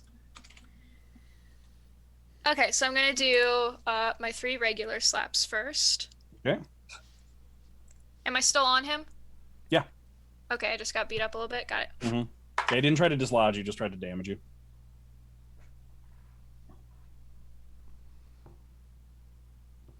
Okay. 22. Yes. For the first one. And I'm going to make that one a stunning strike. Okay. So give me the damage, and then it will make the con save. Okay. 5. Okay. Force damage. And then con save on the stunning strike. 21. Yep. Okay. Then I got 2 more regular slaps. And you can stunning strike on as many attacks per turn as you want too. So it's ridiculous. You say that like I have unlimited ki. I do not. I know. So 18 plus 6 for the second one.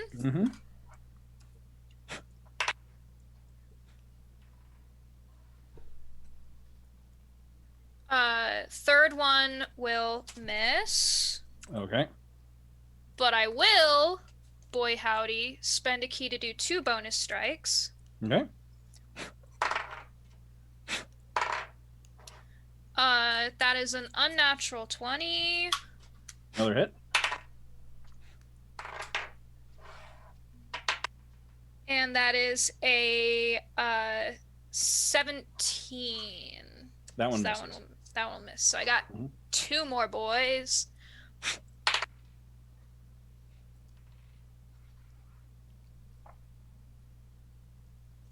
16 force damage. Okay.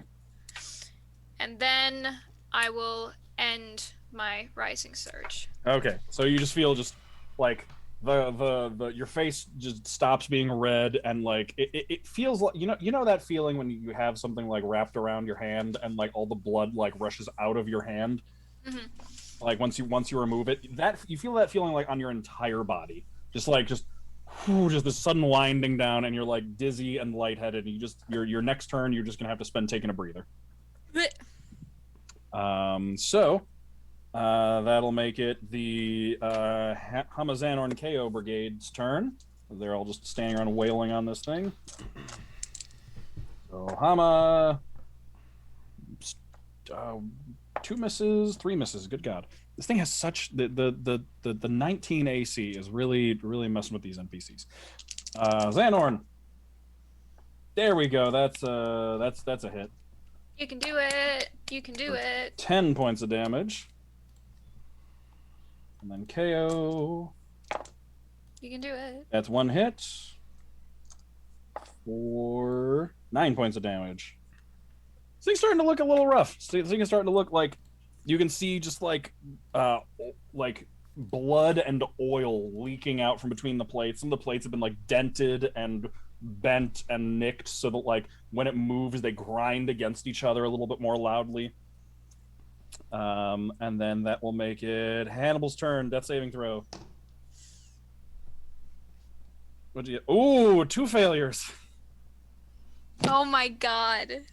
We need to get him and leave. I'm okay with it. Okay. Let's go. Okay. That'll make it Marcane's turn. Oh, I don't think you've actually heard his name yet. Or you might have read it on one of the letters, actually. Maybe. He's gonna give a command to the Shadow Mastiff, and then Shadow Mastiff's turn. After him, I need, as it howls again. Hannibal's unconscious. Drew, you've already made your save against this, but I'm gonna need Hama, Xanorn, and Sid to all make wisdom saves. I don't have to make one if I'm unconscious. Yeah, you already made it, so because it did this last time we played. Right. If you save once against it, you're immune for like the next 24 hours. Oh. Also, you can't hear You currently. I think you can still be under the effects of that kind of stuff though when you're unconscious though. It causes frightened, so. Oh, yeah, well. Okay, you're good.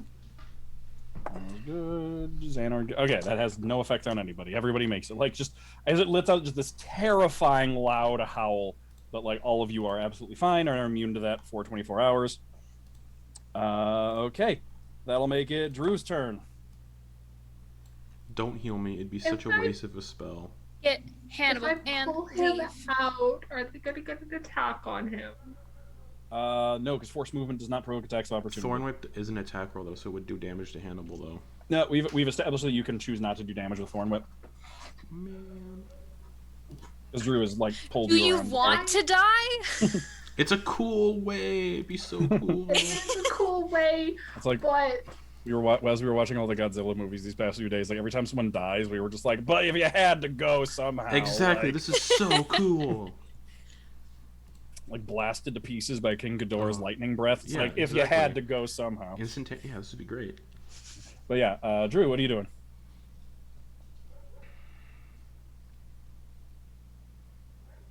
bonus action. I'm gonna tell Simon.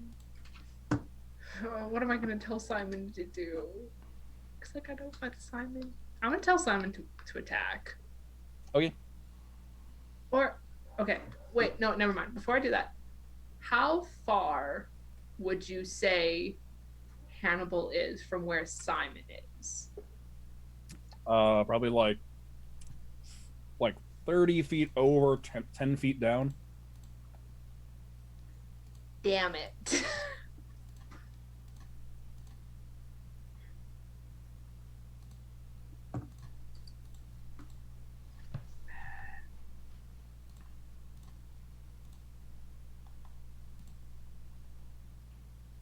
Now I'm gonna tell Simon to attack, back up and attack. Okay. Big boy. So that's my bonus action. It's 10 feet. So then I'm going to non-damagingly use Thorn Whip to pull Hannibal out. Okay. So you just yank Hannibal up. He comes flying up and just like flops into your arms. You can catch him and like lay him down on the ground in front of you. There's no attack roll to see if it hits. No, it's like hitting your space That would've been basically. so cool. Would you like me to roll? I'll roll. It's with advantage because he's prone, right? Technically, it's a ranged attack, so it'd be disadvantage. Yeah. Well, you know what? With disadvantage, it's a 12 plus 7. All right, you're fine. Shield. It's a 10 to hit the stationary object, which is what he basically is right now. So I yoink Hannibal out, Mm-hmm. and I'm holding him. Yes. And that is my turn. Oh, you can use your Now bonus action to command Simon. I commanded Simon to attack. Okay. Back up and attack is what I said to him. Okay. So is he going to back up first? Yes. Okay. So then attack of opportunity. No. Yeah. No, he's a spectral thing of fire. Who would want to attack that? This asshole, does a Me. 15 hit him? 15? Yeah. Yes, a 15 Okay. does hit. All right. He's gonna stop playing around and he's gonna start raging soon. Soon. That is Soon. 12 points of bludgeoning damage. Oh, Simon's fine. Simon's beefy boy. Swipes a hand at him. I dead Simon's gonna spit fire at him. Okay. Little flying teddy bears. Yeah. Okay, you're a spell attack modifier. It's +6. Okay.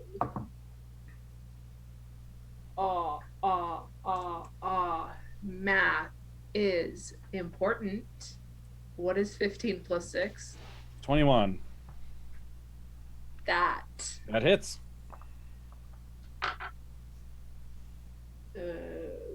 6 plus proficiency bonus damage. He takes 9 fire damage. Okay. All right. Yes. Fuck All him right. up. Let's Him see. up. Fuck him up. The Bulette's turn. Yeah, do it. Do their leap. No! No, they do not leave the pit. Oh, They are So you can see cool. it look after you and like go to jump, but then like kind of just like go into a very docile stance as it considers leaping out after you, but then just stops. Because No. it looks like it could probably jump out. And actually, looking around, one of those pits has manticores in it, which can fly. They're staying in the pit. Oh no, animal abuse. Oh no. We gotta save them. We gotta tame the bullets. Making it the Gorgon's turn. All right. Gorgon is actually going to turn and run back. Gorgon is hurting. Gorgon's going to turn and run back to his master. So I'm that's here. 3 attacks of opportunity from the others. 2 misses. 1 hits. Xanorn hits. All right. Does some good damage. Jesus. Fuck it up. Not looking good at all. And Sid brings you over right up next to Lion Man. Hello, little lion man. You're not as brave as you were at the start. That'll make it your turn. That was a good turn. You're It was a exhausted. good turn. Yep, you were exhausted from haste, so you want to do something, but your body just won't move. By the end of your turn, you've like reinvigorated yourself. You've taken a breather. You can go again, but you're like, man, that really took it out of me. I'm just here, man. Mm-hmm. This is Hama, Xanor, and Chaos turns. They're all gonna actually have to double move because Gorgon moved 40 feet. Which actually no, Hama can catch up. Hama can catch up. Hama will attack the Zigorgon. Punch. One punch hits. For her. Come on, Hama, be the one punch man. Not dead yet, but really looking bad. And, okay. That will make it... The rest of them just double moved up there. Hannibal! Death save. Oh my god. 5.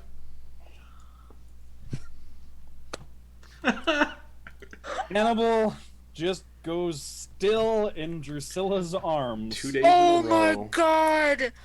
Oh my god, run! Fly, please! Nice.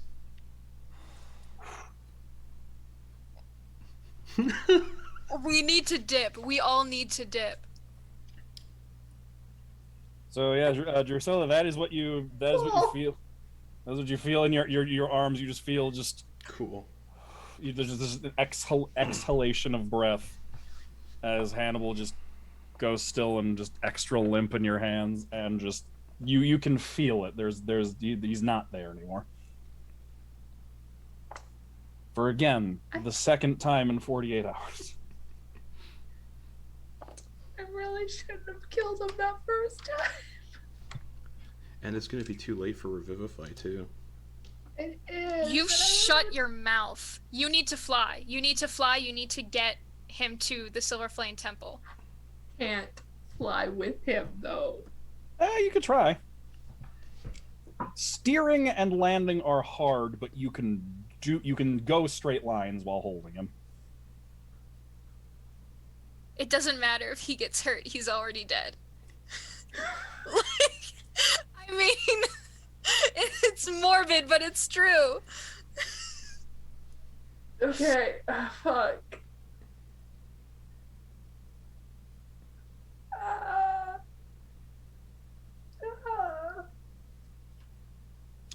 So actually, that was Hannibal's turn. Really quick. Yeah. Marcane's gonna the Lion Man is actually gonna go and is gonna try and is gonna go for a grapple at Sid. Oh boy. So actually, bonus action Rage, then grapple at Sid, Oh boy. because you've been hurting his pet. Mm-mm. So roll acrobatics or athletics. Doing acrobatics.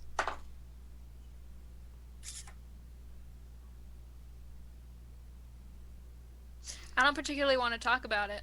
Okay, he got a 26. That's nice. I rolled a 1. Oh boy. Okay, so just grab Sid by the ankle and just hoist Sid right off of the Gorgon, swings you around and swings you at Hama like a weapon, Nice. and is going to attack Hama with Sid. We'll beat this motherfucker with another motherfucker. Hold on. I have a question. Yes. So he is attacking someone else using me. Sentinel?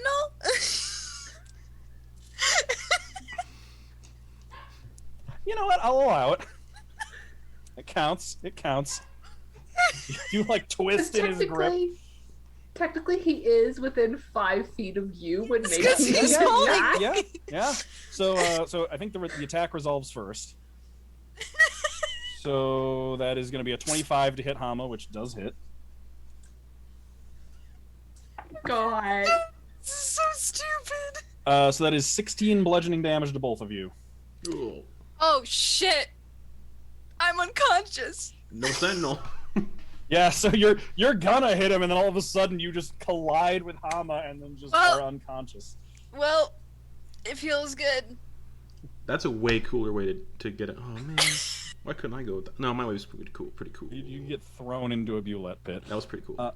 Okay, so Drew, you see Sid just go smacking into Hama, and then just like that the arms just flicker for a second and go out. While I'm As, like, traumatizing this poor child. Sid is just like And just after the it was like swings around, bashes Hama, and then is holding Sid upside down by the ankle like this, and then is just gonna hold him out to the side and just drop him in a heap. Run away. I hope the NPCs know to run away. That'll make it Drew's turn.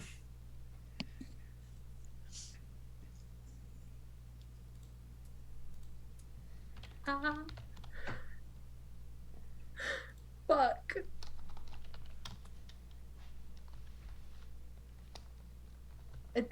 How far away is his pet from me? The Gorgon? Yes. About 30 feet away. Right next to Great. right next to him and Sid. Great. I have 35 feet of movement. Mm-hmm. Gonna look at it. Mm-hmm. Fire burning in her eyes, echoed by the fire on her staff still. She's gonna stalk over to that motherfucker and she's gonna try and stab his pet right in Okay. front of him. Go ahead and roll it. Oh my god, Power no. move. Drew, run away. Yeah, Drew. you should have ran away. Zil is dead. So okay, 18 plus 7. Yeah, that'll hit. And because Simon is out, I get an extra D8 of fire. Okay. Does Simon have to be near the thing you're attacking? It says in the thing, while he is out. Mm. Well, not that Just needs to be word, active, but yeah. Cool. while he is summoned. Mm-hmm. That is 6, 12, 14, 16 fire damage. Okay, so Drusilla I assume you put Hannibal down to do this? Gently. Okay, so you gently set Hannibal down. Drusilla just stalks over to this bull that he just, bludgeoned Sid to protect. Walks up right behind him as he finishes bludgeoning Sid. You can see him, he turns around. You can see him just notice you out of the corner of the eye. I don't see anything, I'm unconscious. Yeah. Right. As Drusilla this flame blade just flames shooting off the top of you. Drew looks right up at this guy, brings it up, and then arcs it down and just slices its head clean off of its shoulders as it just body flails around and stumbles and then falls to the ground as blood just oozes out of where its neck should be, and its head lands on the ground, and you can see the fury in his eyes as he looks right back at you. So, wait, no. You should be careful where you put the things you care about. Ugh. You're gonna die. All right, is that going to make it? As he with Sid unconscious at his feet, as you say that. Oh. He doesn't know I care about Sid. We'll see. I He also mean, might just be pissed Hannibal enough. die. He also might be pissed enough at you to just go after you. So that will make it. The Gorgon is dead. Sid, death save. Come on, boy, you can do it. Don't roll like me. Natural 20. Sid, you're back awake at 1 hit point. You look up, you can see the Gorgon is decapitated right next to you. Drew is standing right in front of this lion dude with the flaming staff, just staring up at him, saying exactly what she just said at the end there. You better watch where you put the things you care about, and you are just right behind this dude at his feet With 1 hit point. with 1 hit point. Sick. Is that my turn? No, you get a turn. Oh, I get to do stuff? Mm-hmm. Natural 20 on death saves. You get a turn. It's the best case scenario. Yep. Fantastic. I'm right at his feet. Mm-hmm. I would like to spend my last key to disengage as Okay. a bonus, step of the wind. Okay. And then I'm gonna get my happy ass up, Okay. and I'm going to look at everyone, and I see Hannibal, and he's on the ground. And is Hannibal at his feet? How close is Hannibal? Now, Hannibal's 30 feet away back where Drew set him down, I think. Fantastic. I would like to run 30 feet to Hannibal. I'm not very strong, but boy howdy, I'm gonna try to pick him up. You can pick up Hannibal, yeah. All while shouting, "It is time to leave." Okay. So, and then I will use my remaining 15 feet to head out of camp. Just start running. Okay. Yeah, I'm running. It is time to go. Okay. Sid. Hama is gonna. Yes, Hama showed up with Sid, so Hama's just like, okay, sounds good. And then they are just gonna start booking it after Sid. Xanorn is actually gonna move up right behind Drew. Sheathes the swords on his way and is just like, Drusilla, I know this is probably not my place and you're not in a good spot right now, but like I think we should go.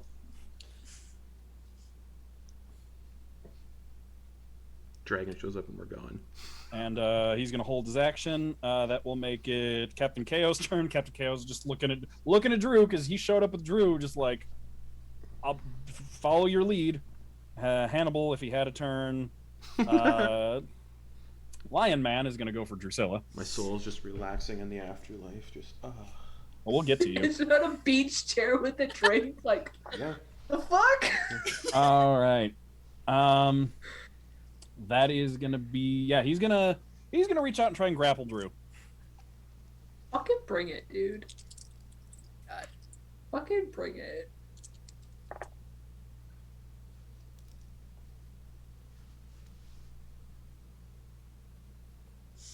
Oh, do I have to make a roll? Yeah. Either acrobatics or athletics. Take Oh, your I'm pick. sorry. Do I have to do something? Either acrobatic, what? Acrobatics or athletics? Yeah, or athletics. I will make that an athletics. Oh, actually, just a second. Actually, right as I forgot, as he reaches out for you and he's about to grapple you, Xanorn, who had a readied action behind you, just puts a hand on your shoulder and casts a dimension door. No! And just so actually, Motherfucker! I believe dimension door, you can resist. So you can shoot. It is a willing target, I believe. I'm gonna check it. I'll see if there's a save. But if you want to stay behind, then I don't believe there's a save. let me check. It does say a willing target. If it says a willing target, then you do need to be willing. Yeah, there's no save. I just looked it up. Okay. So then it is up, Drusilla. It is up to you. If you would No. like. Okay. So then he grabs your shoulder to teleport you out of the way to save you. You yank out of his grasp as he vanishes, and the hand just like yanks back on your shirt and just disappears as he appears like outside of camp. So what'd you get on the grapple check? 19. Okay, he got a 27. Yeah, barbarian. Oh my god. So he grabs you by like the shirt front, and then he's going to make another one to not push you prone. So another acrobatics or athletics check. Oh man. Natural 20 for a 23. He got another 27. God damn it. So he pushes you to the ground, and then what he's going to do is, with his movement, Bullet pit. he is going to he's going to use a feature of his barbarian path that I designed, and he's going to run 30 feet forward with you and just scrape you along the ground. That's gross. Just like he's trying to use you like a shovel. That is gnarly. Mm-hmm. For 19 points of bludgeoning damage. Hey, everybody. Oh. Drew's not Stop. looking so hot. Stop. Yeah. All right, hi. that will be his turn. That'll bring it up to Drew's turn.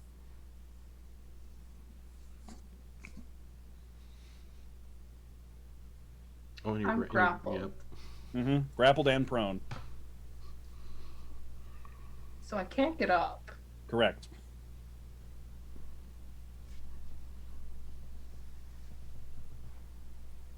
Can I attack? You can, yeah. So there's no way I'm beating his fucking strength here. I will say, for the purpose of grapple checks, if you wild shape into something small. I don't have any wild shapes left. Oh, did you use them already? Okay. Mm-hmm. Okay.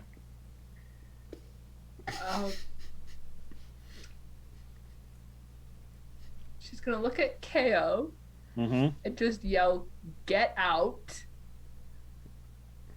And she's gonna go for the fucking flame blade. Okay, go ahead and roll it.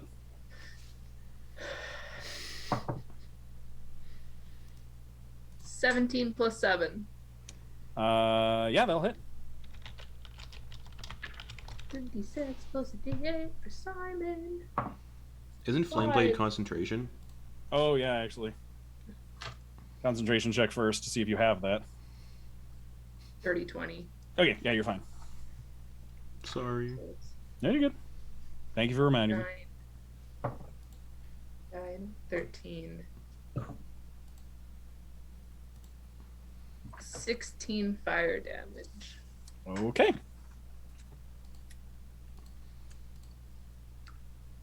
All It's right. Bonus action, tell Simon to attack. Okay, so then Simon's turn. Simon can make an attack. And he's within 60 feet. Mhm. Sick. So that is 14. No. Just moves out of the way. Yeah, I told KO to get out, so. Okay. Sid, that'll make it your turn. You are running away with Hannibal. And so I don't know how much of this you notice. You probably notice him, yeah, like leave, like moved further away from you with Drew.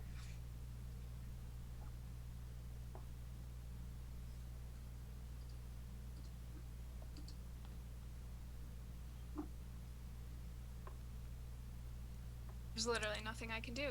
There's literally nothing I can do. Hannibal is dead in my arms. Drew's gonna die. There's literally nothing I can do. I have 1 hit point. Oh yeah, just go. Oh, just get out. I'm leaving. I'm leaving. Okay, just run. That's all I can do. I'm leaving. I'm running. All right, yeah. Hamel will run ahead and get up onto the wall to be able to launch you over just like they did on the way in. So your next turn, you'll be out of here. Yeah, that's what Hama's doing. Xanorn. Yeah, Xanorn does he have another one of those? Yeah, Xanorn is going to appears back inside near Drew. It's just like, do you want to go yet? Get out!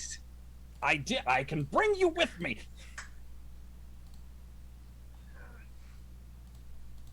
How did KO it by himself?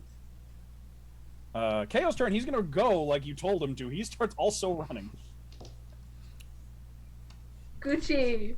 Now we great. All right, Hannibal, Lion Dude. Well, let's see how. Okay, so Lion Dude with Drew is going to just. You remember the scene in the first Avengers movie where Hulk grabs Loki? Yeah. He's gonna do a few of those. I'm getting my shit rocked. That's a. Oh, I'm on the wrong character sheet. That is a 17 or no 18 to hit. Mm-hmm. Okay. Hello, That is 16 points of bludgeoning damage on that one. 5 bitches. Unconscious. I can't deal with 2 deads. Oh my god. I had 10. Sid needs to leave. Oh. Okay. Sid needs to leave. All right. I'm leaving And as fast as I can. yeah. Okay. So you are out. All right. Happy Yeah. So for birthday. really at this point, the only point of view character we have here is Sid. So Sid, when you get to your turn, Sid, don't kill me on my birthday. I didn't mean to do this kill instead. everybody else. Yeah, you get Happy birthday. Hama We're all launches dead. you over the wall. You can get out of there. You see Captain KO just spider climb up the wall and over and start running alongside you. And then I'm flopping around like a limp fish. Yep. A moment later, Xanorn just appears outside, running alongside all of you, carrying Drew unconscious. Death save. So, Drew, death save. Come on, baby. That's a 4. Okay. Luckily, what's oh my god, I can't even remember what it's called. Where is it? The one, it's the cantrip. I've got it. Spare the dying. Somewhere. Yes, that's what it's called. There it is. Yes. Luckily, Hama has spared the dying. Oh, nice. So as you're all running, Hama, no one has healing spells, but Hama can spare the dying on Drew. So it's been more than a minute since Hannibal's been dead now, right? Shut the fuck up. Not quite yet. You're like at about 45 seconds now, but Cool. the seconds are counting down and Drusilla's unconscious. So And I don't have a fucking diamond because the motherfucker that said he was gonna buy me one never delivered. Wait, do I have a diamond? No. I should have checked that. I am running as fast as I can to the Temple of the Silver Flame. that is several hundred miles to the north. Oh, I know. I'm aware. Okay. Okay. And, yeah. If somebody mentions a closer temple, we'll go there, but that is So- my goal. I will point out that direction is deeper into enemy territory. What? You're What about the one that I went to? which one that you went to? The one that I went to where I delivered the letters. Oh, that was an embassy of the Silver Flame that was an embassy of the like nations. That wasn't a temple. Oh, well.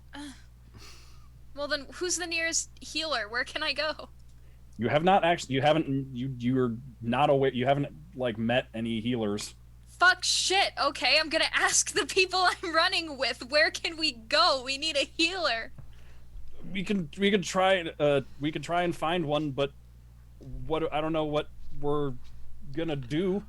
Also, I think stable creatures, they regain 1 hit point after 1d4 hours. Yeah.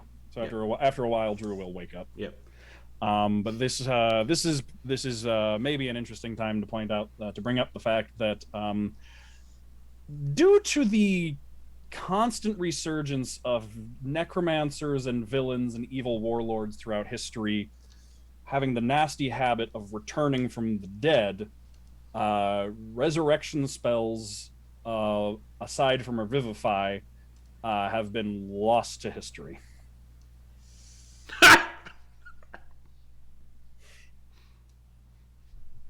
What? Cool. I'm cool with it. Yeah, in order to prevent like people who need to stay dead from coming back sense. repeatedly, their resurrection is highly controlled and not something that is widespread. Okay, then I am going to try to find Hannibal's brother. Okay, so you're running back south. Yes. Okay. Right now, where did I do? I would like to ask while I pull this up, Lindsay and Rose, would you be so kind as to Ooh, nice. mute for a second? How do I? Like, Just mute your audio.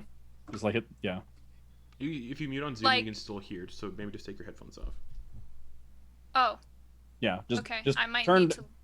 turn down your volume, or like you can still see, so we can give you the thumbs up to come back, but oh yeah, you cannot hear me. Cool. All right, Hannibal. Yeah.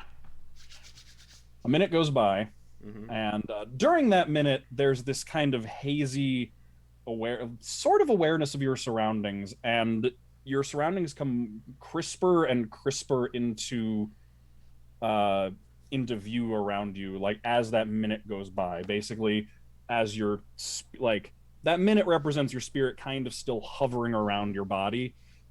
As the minute comes up is the final separation of spirit from body. Like there's still some attachment, but you, as that minute comes up, you can get a glimpse of Sid running across the plains, holding you and your dead body, and you can see yourself flopping in Sid's arms. You can see Xanorn carrying an unconscious Drusilla. You can see the other two running with you. But as you see, you get a glimpse of that as the minute comes to a close, and then the world just sort of starts to fade, and it's actually a very familiar feeling.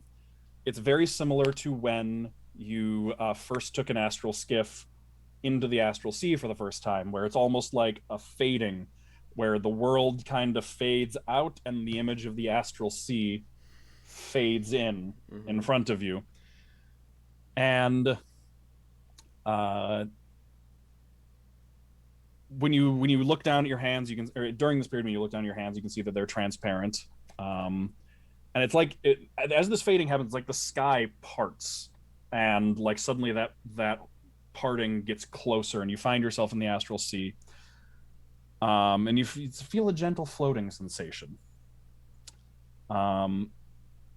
You're floating, and then you feel yourself flying, and then rocketing as if being yanked forward, and all of the stars and other things around you just streak past you rapidly as you're moving forward.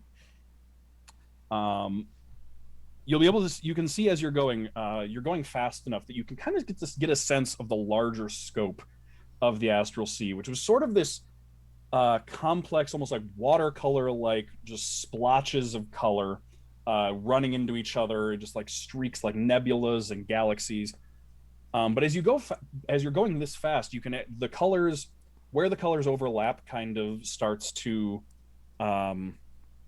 the borders between them stop being as clear, or start being more clear, sorry, and you can see just distinct splotches of color around you, and you would whatever small academic and curious part of Hannibal's mind would probably recognize you probably wonder or recognize that those are representative of kind of like almost the same, almost like the astral pools that would take you to different planes.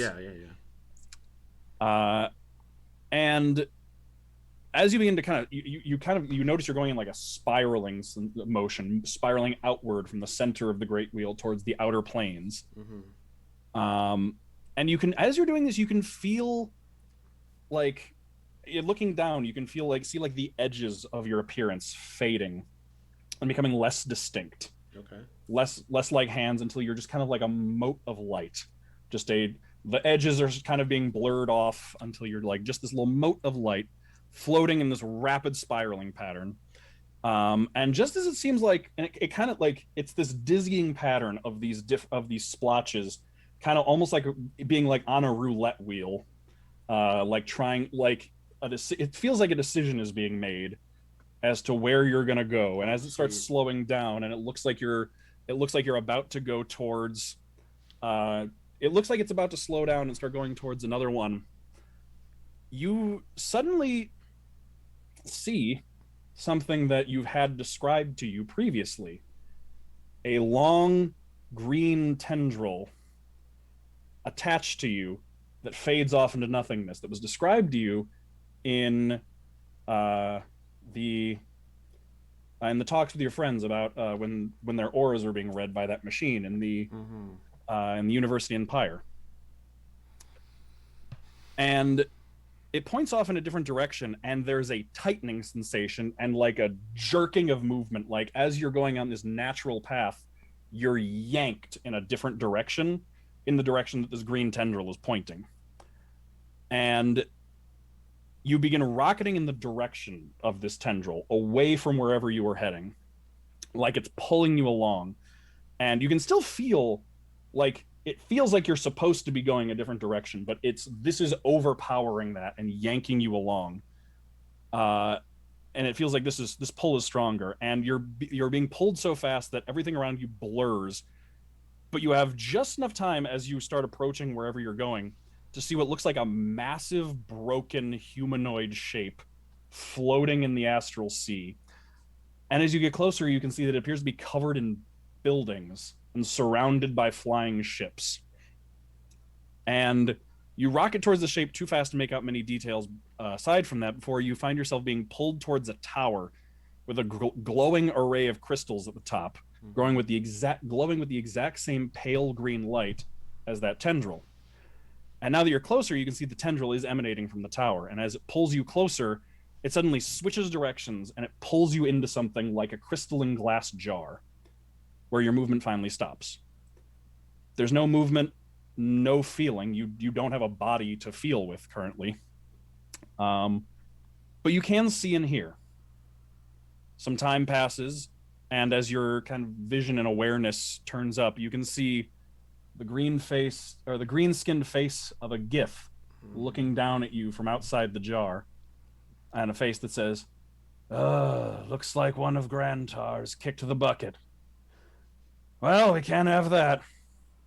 Figure out which one this is and call up his handler. And then a cloth is draped over the jar and everything goes dark. Some more time passes. And the cloth is removed after a while, and you can see the face of Orina, Okay. your Gith handler.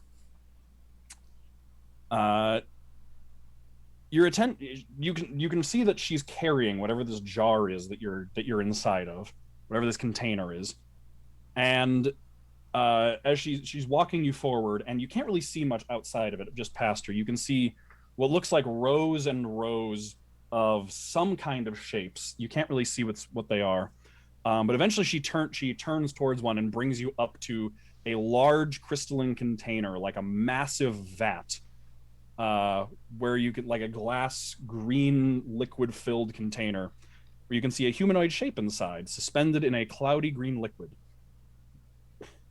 The liquid begins to drain out, and you can start to see the person inside.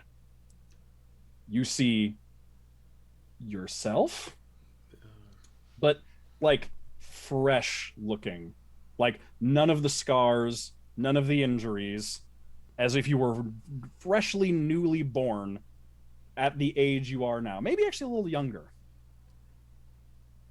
And as the clone body kind of slumps back against the edge of the tank, you notice motion from the jar as it's pushed forward towards the tank, and there's a sudden lurching motion as you find yourself in darkness and cold and wet. You feel sensation again. When you open your eyes, you find yourself in the body, in the vat, and it's open at the front, and Orina is standing there with a robe, and she says, "Oh, hello, Hannibal. Welcome back." This isn't right. Whatever do you mean? I wanted to stay dead. Well, we can't have that. You and your siblings all represent a significant investment on behalf of the Gith. We can't just let you die like in some sort of silly accident.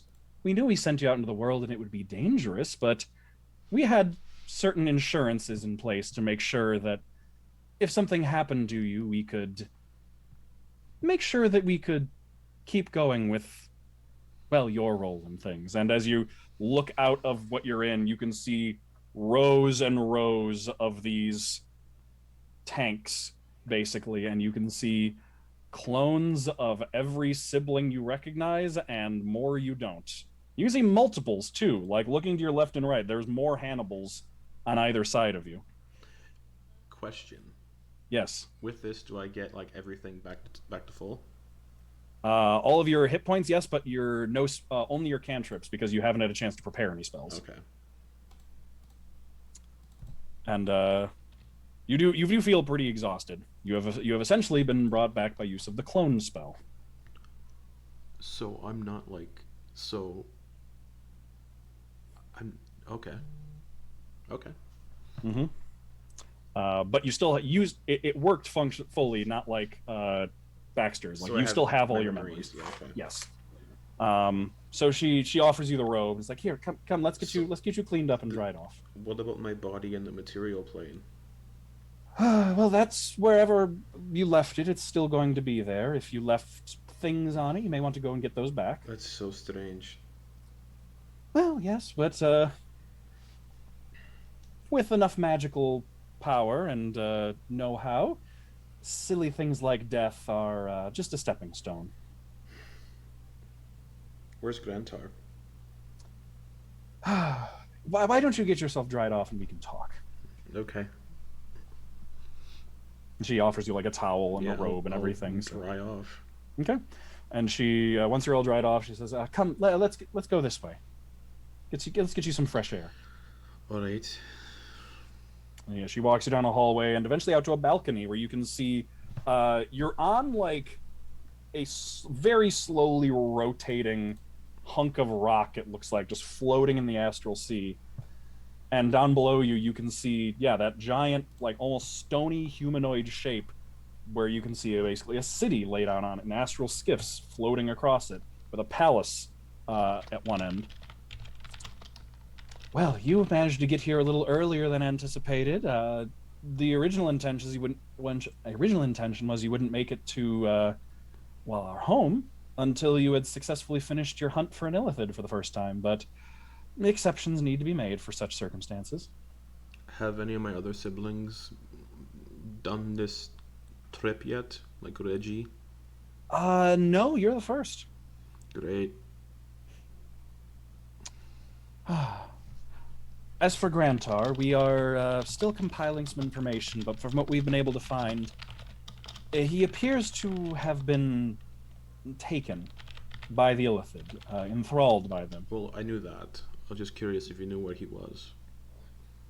Unfortunately, no. Any of our means of tracking him are blocked off by the ways of the illithid. They're fairly adept at evading us after we've been hunting them for so long. We also are aware that several of your other siblings, not the ones from your enclave, the ones from your new friends' enclave, Yes. several of them were taken as well, and have been enthralled. Do the people I travel with know that? I don't know if they know for sure. I don't know how much they saw. And there's no way I could stay here. Well, we need to get you. We need to get you back. Technically speaking, you have not completed your. Oh, this is so fucking weird, man. You have not completed your test. You need to, in order to join us as a soldier of our queen, you must first slay an illithid and retrieve its head, so that you can present it to her in her throne room and be inducted into our ranks. Do you have any leads on where we could find one? I know the Underdark, but Yeah, the Underdark is helpful. If you can find anyone who has knowledge of the Underdark, or perhaps someone who has any connect, or if you can find an enclave of Drow, they would be able to help you. They keep track of illithid presence. great.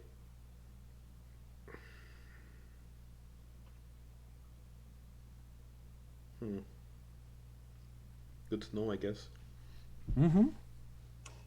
Now we have noticed that well, it's been some time, and you haven't done. It seems like you haven't done much in the way of hunting a illithid. So No. we're going to want you to get back on that. Sure. Whatever. She gives you a motherly smile and pats you on the cheek and just that's my good little Hannibal. And if you can get Grantar and your other siblings back, that'll be all the better as well. Will I have memory of this whole event? Oh yes, you will. This is your new body, and we'll be taking you when you're ready. Some of our people will take you on a skiff and return you back wherever you'd like to go. Can you help me out with a prank then? A prank? I believe my siblings that I traveled with are currently in the process of heading back to Akitu. Oh Or yes, Ketu. yes. Where you've been staying, yes. Could you just drop me off right in front of them as they're making their way back? Oh, we can sort. Oh, yes, we can do. We can manage that, of course. I figured. All right. Well, I guess I better go. All right. Illithid's to hunt. Yes, please do, please do. And if you don't, we'll come find you.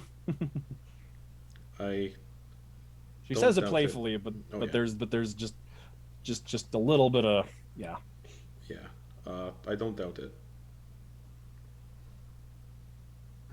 All right. Well, it Do was you know- wonderful to see you. Do you know yes. exactly where Ilvem is? More or less. Moving north from where you were. It's a little hazy, though. Our magics are being occluded. Not in the same way as the Illithids are, but it's much more vague. All right. Well, I guess I'm ready. Let's get this over with. All right. Gentlemen, if you wouldn't mind. And yeah, you can see the one, you recognize one of the faces that like peered in at you while you were just a soul in a jar. Essentially used a modified version of magic jar to grab onto your soul That's and so yank it into a fucked up. container. Remember where you came from. Yeah, that's fucked up. Gif Yankee. That's fucked up. Yeah. So then, they take you out, and you can see the astral skiff just like parked next to this tower. You can just step out from a doorway halfway up. So we can't die. Well, you can. There are certain things that can keep this from happening, but Like what? Just to avoid it. well, there are certain things that prevent resurrection. I have to check my research off the top of my head, but anything that would prevent resurrection or destroy or capture your soul would prevent this. All right. Noted to avoid. But also, yeah, it gets you. It does get you a one-on-one check-in with your GIF handler, though. Good to know. Yeah. That freedom you've been enjoying. To know. So yeah, they start getting the skiff ready, and she's like, "All right. Hope it all goes well." I'm sure it will. Good to see you. She. Perfectly Pats you on the fine to cheek see again. you. Yes. All right, and then the other two are like, "All right, let's bring you back." Yep. Whatever. Let's go. Okay. And then yeah, you get on the skiff, and it pushes off, starts sailing along, and then the sky parts, and you are going to find yourself landing on the material plane. All right, Okay. back for we're going to go back to everybody else. I need to message.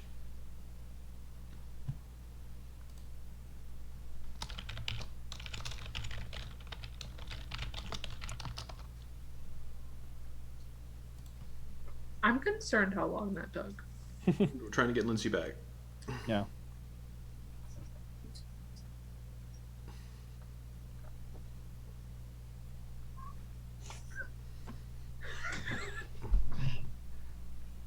So sorry, I was answering happy birthday messages. My Oh. bad. Okay. So, back to you two. You're running south, basically. This was like a day-long journey, so you're going pretty quick. Eventually, Drusilla, you do wake up. Am I starting to stink? It's been a day. It's not by the end of the day, probably, but Cool. like, a bit. Sweet. They're going quick though, so your smell is just kind of like wafting off behind them. Oh, nice. Pulling some predators. But yeah, Drew. After actually, let me roll. Was it after about 3 hours? Drusilla, you wake up. It's like dawn at this point, and you like come to just sore everywhere. Your neck hurts, especially. Like not like a constricting hurt. Like it feels like you need a neck brace. Hurts. Oh. Like you feel, if Drew knew what it was like to be in a car accident, that would be the feeling. That whole fight was a car accident. Mm-hmm. She's still in. Whose arms is she in? You're like over Xanorn's shoulder. Oh, cool. Actually, no. You're on the back of a horse, and you don't see Hama. Hama's a horse now. Yep. Hama. Yeah. Oh, did we lose Rose? Oh no. No! No! Nice. Yep, we did. Well, yep. All right. So Sid, oh, there you are. Right, it's like right when I switch to another person, then you come back.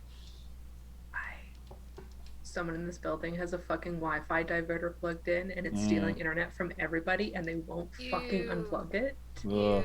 I'm so sorry. But yeah, you're Anyways, you're just gonna crack her neck. okay. Yeah, it's the stretch feels good. But yeah, you're on the back of a horse. Nope. Oh, there you are. You're on the back of a horse that is presumably Hama. Do I see Drew waking up? Yeah, you see Drew sit up and crack her neck. Wait, I'm on a horse? That is Yeah. presumably.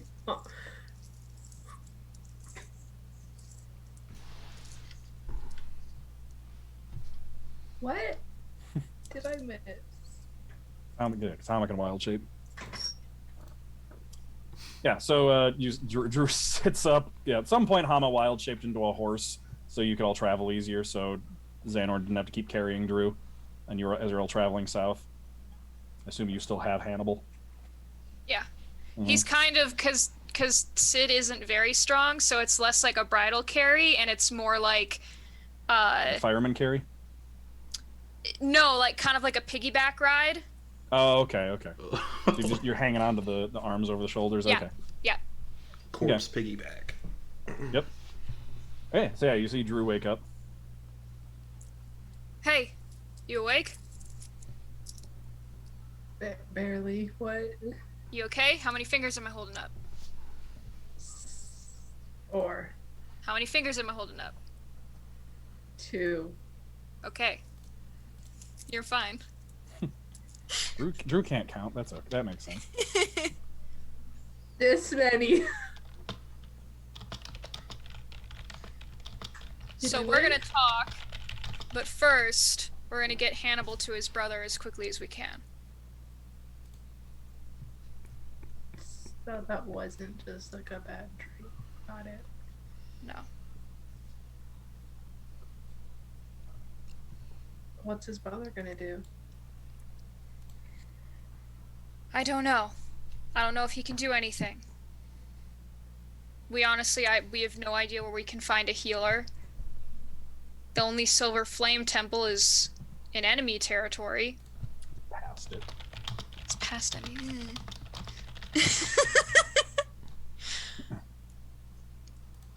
It's past enemy territory, so I don't know what we're gonna do, but that's the only idea that I have, so that's what we're gonna do.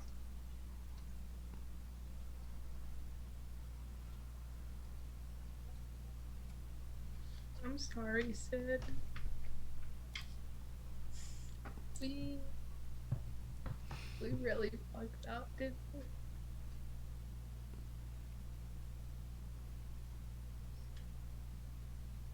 I'd beat you up, but you're beating yourself up enough, so. I could have saved him. I know. We'll talk about this later. Okay, I'm not even really angry. I know why you did what you did. I just wish that you would have waited for me.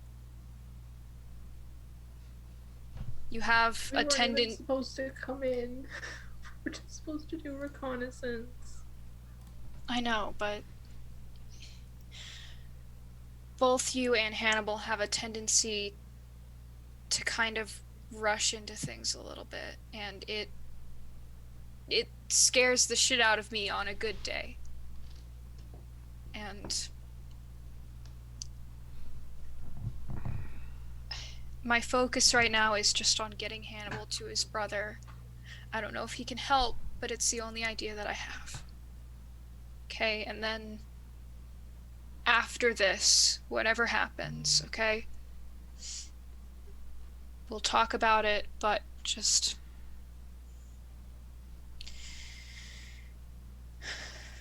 I need you to stay alive, all right? I need you to promise that to me. Okay.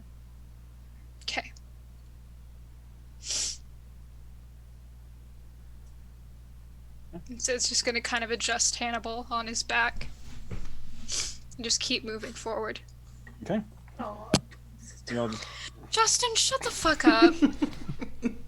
you all keep traveling forward, and you're making good progress. It's kind of just an awkward silence. No one knows anything to say as you're traveling your way back south. When you're about 5-6 miles north of Aketu, however, you hear from above you, kind of above you and up ahead of you, you hear just kind of like, almost like sounds like a rumble of thunder. Just and followed by kind of just the sound of just this whooshing sound and the flapping of fabric. And both of you would, because of 2 years that you spent, would immediately recognize the sound and be able to pinpoint the site of a Githyanki astral skiff materializing from the astral sea and arcing down and kind of banking over to in a wide arc to start coming down to a landing up ahead of you. do we want to just pretend we didn't see it and go the other way? They're kind of in between us and where we need to go, right? We can't fight them. I'm not saying fighting. Let's just move forward and everyone sneak, okay? I don't want to draw their attention, so let's just... Oh, I Do feel I like know- if we get this here, it's because of us. I feel like we've already caught their attention. Do I know if... I mean...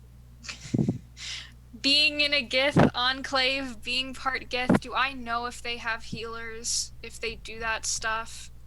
You're maybe they certainly might. They always did seem to have magics beyond what you had ever heard of within normal society, so they certainly might.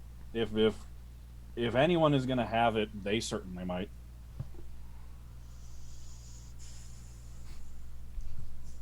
There's no other reason I can think why they would be here. It's probably for us, right? They might have a healer, I don't know. Fuck, man.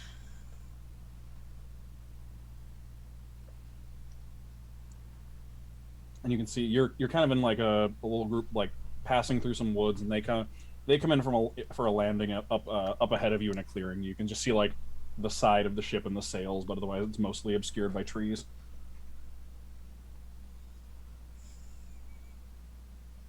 They're here for us.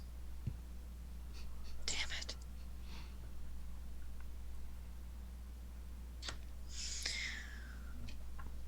Okay.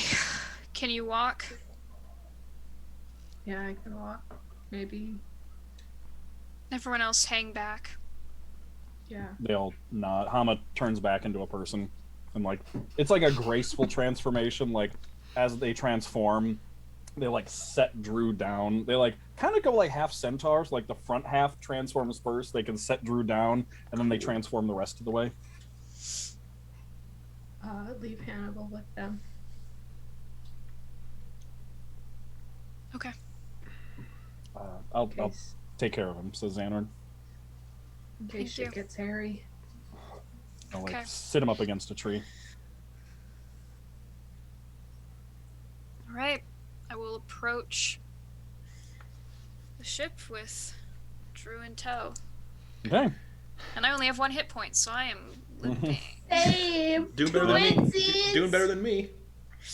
Fuck up. So yeah, you approach the ship, and yeah, you can see 2 Gith knights probably on board, based on the silver swords on their back. One of them just kind of like lazily leaning against the wheel up front, and the other one like managing the sails. And then as the two of you emerge from the trees, the one leaning against the wheel looks at you, and then turns to like look over kind of somewhere else on the ship and just say, "Hey, I think these are the 2 you're looking for."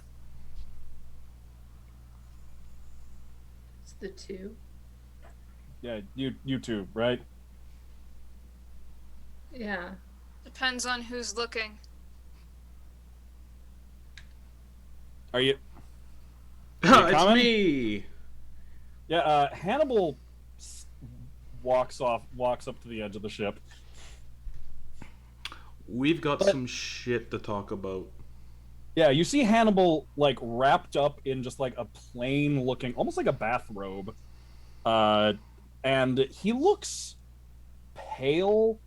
And the best way you could describe him is like as if he had lived his entire life indoors up to this point. Scars that he had are not there. He's pale, and like any calluses he might have had are gone. But it's that looks like Hannibal. No. Yeah, we've got shit to talk about. Shit's weird. Nope. Drew's immediately like Nope. quarterstaff at the ready.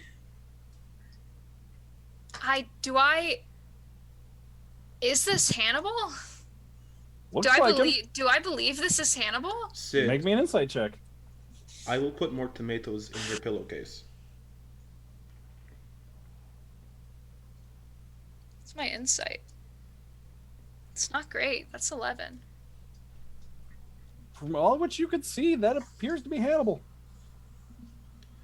And the tomato in the pillowcase thing, like, no one really outside the house heard about that. Okay, you two can he walks off. You other gift, go away now, please. All right. Don't die again. I'll try not to. We only have so many of those. I know, it's very weird. And then the gangplank retracts up, and the ship just takes off. The sails fill with an unseen wind, and it just swoops up into the air, hooks around, and then just fades from view as it vanishes. Shit's weird. Yeah, that's a word for it. So How? when I died, I was pulled to the astral sea, and I was about to go to my resting place. And something yanked me by a green cord, sort of like a green thread.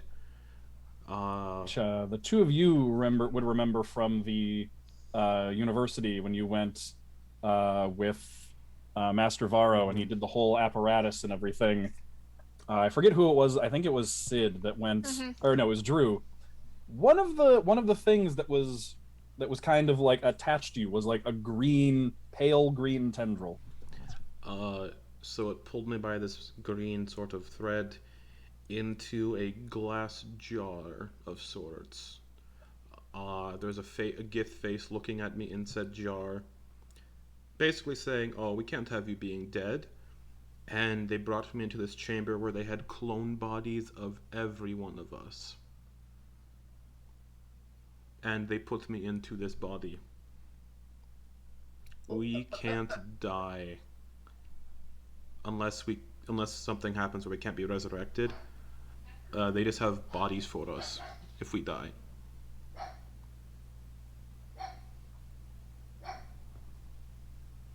And I was pulled into some sort of weird humanoid-looking mass in the astral sea, and that's where these cloning vats were. So there's more of me? Bodies. Not more of you, just more bodies for your soul to inhabit if you die. Now here's the kicker. If we die, it brings us there for a one-on-one check with our little Gith handler. Oh fuck, what's her name? I don't remember because I don't like her. Arena.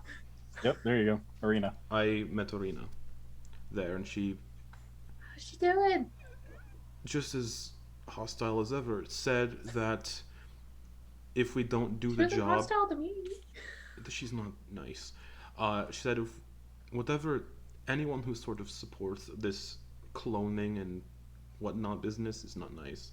They told me if we don't get started on the job we were supposed to do about hunting down an illithid, they're going to come and check on us.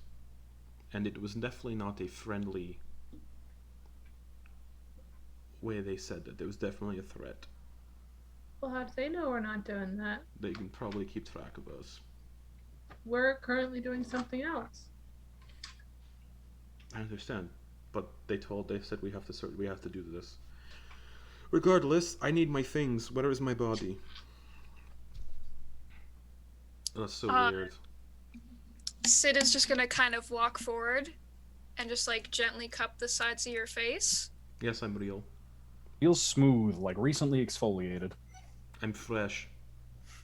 And then he's going to wrap you in the tightest fucking hug and is just sobbing. Pat, Just pat. like inconsolably crying. I'm just gonna speak random words in Infernal. But seriously, where's my body? I want my clothes. It's Also, Here, what am I gonna do follow with my us. old body? I have ideas. I have ideas. I guess Show bury me. it. I Show don't know. me. Here, Show me. follow. Hold on.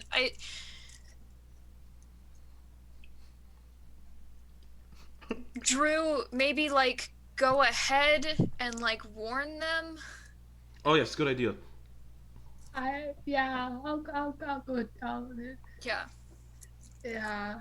Yeah. Well, Is Drew like in a trance walk back to them? I'm just as confused as you all are. Well, maybe not, because I have more information. But it's very weird. I saw clone bodies of both of you, Ilvem. I was the first one out of all of our siblings, though, to arrive. So I'm the only one that's died. So I know That's Reggie. good to know. So I know Reggie's alive. That's good to know. Oh, and Sid, when there's a private moment, I would like to talk to you privately about your Enclave siblings as well. I got information about them. Oh, well, I mean, Drew's gonna go warn them really quick so we have a moment. Yeah. I'm not sure if you know about this. They said you might not. I guess most of your entire Enclave was, if I'm remembering this correctly, Sam, most of your Enclave has been enthralled by the Illithid.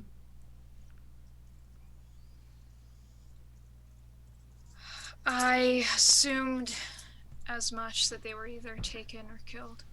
They, from what I gather, they were all taken and enthralled. All of them? That's what Arena said.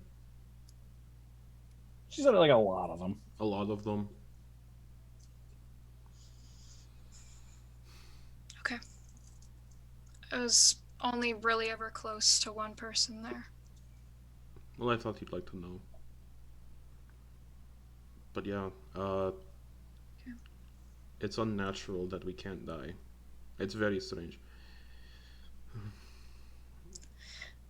I mean, part of me is freaked out by the concept that there's just a bunch of other me's somewhere, or not me's, but It's could be so- me's in jars.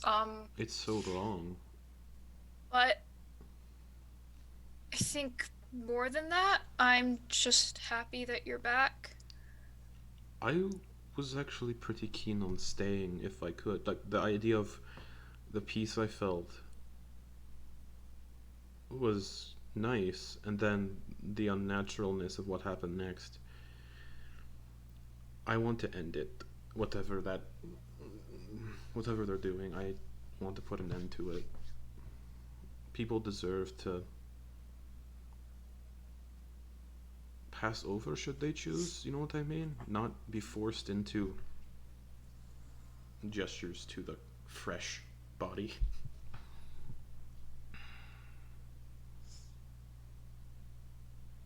Okay. But I mean, you'll stick around until Oh, of we course. do that. Yes. But they said they have to protect their investment, essentially. That's the only reason I was brought back, was to protect Grantar's investment. No other reason. It's fucked up. Yeah. Regardless, I think I should go find my body. Maybe hang Yeah, out with it okay. for a bit. A you know how you all said don't cast animate dead, it's kind of what if I cast it on myself? No. Hannibal, I've always appreciated how you think outside the box and do crazy things, but I'm gonna need you to take a moment and try to comprehend that Drew and I really care about you, and we just watched you die, and we didn't think you were gonna come back. No, I understand. This is me trying to cope with how unnatural I feel right now. Okay. I'm gonna head back to my corpse. Okay. Drew I is. was already. Yeah. So, I want everybody to be easy on the weapons. Oh, Why? Hannibal's there. But Hannibal is also going to be coming from there. It's the real one as far as I can tell. But it's not that one.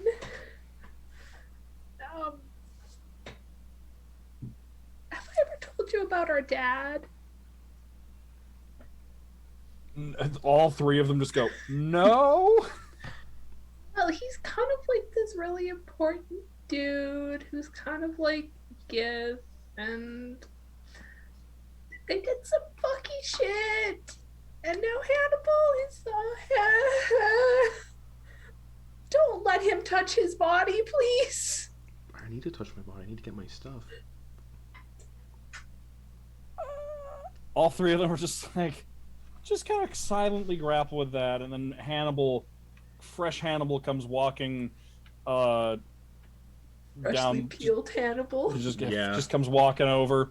Freshly Xanorn hatched. is just Hama leaps literally 10 feet in the air. Hello. Ah! I'm glad I'm still fighting everybody. Captain KO is just like, and then Captain. Xanor just goes, huh. Captain, you and I need to have a conversation after I put my clothes on. I'm Okay. gonna walk over to my corpse and start taking off my. Everyone, look away. I want to retain my dignity. I just told y'all not to let him touch his body. He's gonna steal like toes or some I'm shit. not gonna harvest my own corpse. I just don't want anyone else undressing my corpse to get my clothes. Xanorn says, I mean, if there was one body where there was no moral issues with doing, like, it technically belongs to him? Thank you, Xanorn. And I'm gonna start putting my. I mean, I've never encountered anything like this before, but It's weird. It's very I have information that unnatural. I'm very uncomfortable with. I'm technically a clone, I think. Anyways, I mean, technically, if there was like any of the resurrection spells that don't require a body, I think would amount to about the same thing. of course. And I'm gonna start like. Yeah, Everyone, look away. Loot your own corpse. Everyone, look away. I don't want you to see my dangly bits. Yep. Yeah, they all start turn around and just Undressing. walk a little way away. Undressing my corpse and putting my clothes back on. Undressing yourself from the third person. Yeah, it's so weird. And then I'm gonna.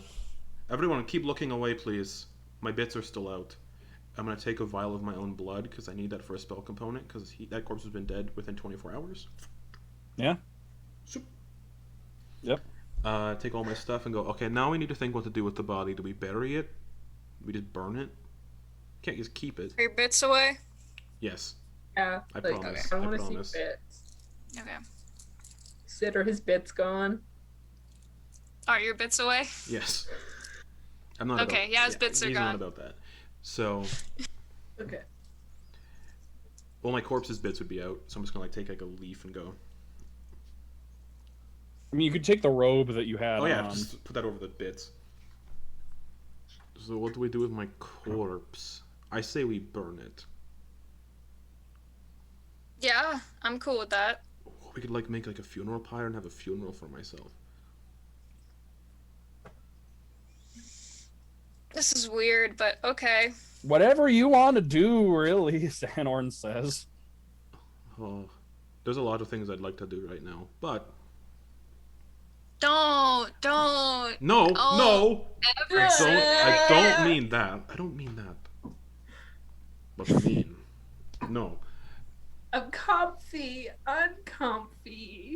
I will not. I'm Also, yeah, gonna go find some wood. I will not cast animate dead on myself. And Sid leaves to go find some wood. If ever there was a moral, that would be the moral pinnacle of necromancy is animating your own corpse. Right? How hilarious would it be just walking around with your own corpse? Like, hello, it's me.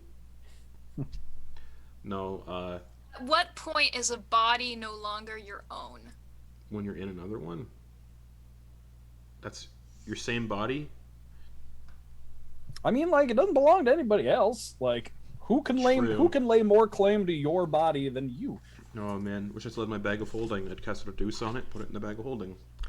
Ah, You shut the fuck up. goodbye, Hannibal. Hey, you can gather up wood. You can set up a funeral pyre. Hannibal, you can set up your own corpse on a funeral pyre for yourself. Would wrap it up in the robe? Okay. Don't have oil. I feel like Hannibal has to be experiencing some form of ego death right now. He's not in a good place right now. There's definitely some issues going on right now that we need to sit down and have group he's- family he's therapy trying- about. Yeah. He's having a rough go. Next mission, we go to therapy. Would anyone like to say Next some? quest, find a therapist. Would anyone like to say some last words? They're not last. You're right here, says Xanorn. But I died, and you just lugged my corpse around for a day. Didn't even give me a funeral. We were working up anyway. We were gonna take you to your brother. What'd he do? Just feel like, oh, this is a rotting corpse. It stinks. I don't know, maybe Take like you your to family rightful has. family? Yeah. Well, now they don't need to know. And I was like, nobody needs to To know. know. So we're continuing with the You- evidence. If you think that I'm not gonna tell your, I don't like him, so I don't want to like really like slander his name. But if you think that I'm not gonna tell your brother about this, you are sorely mistaken. Where's your proof? I have Sid.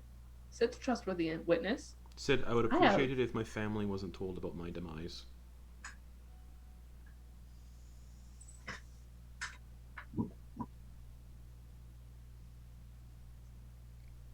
Please? They need to know, Sid. They don't? Yeah, okay. They do. No, they don't. Hannibal, you lived a On long... one condition. Oh, yes. You're not allowed to die again. You're not allowed to go on reconnaissance missions without me again. We didn't know how to get in touch with you. Then you wait for me.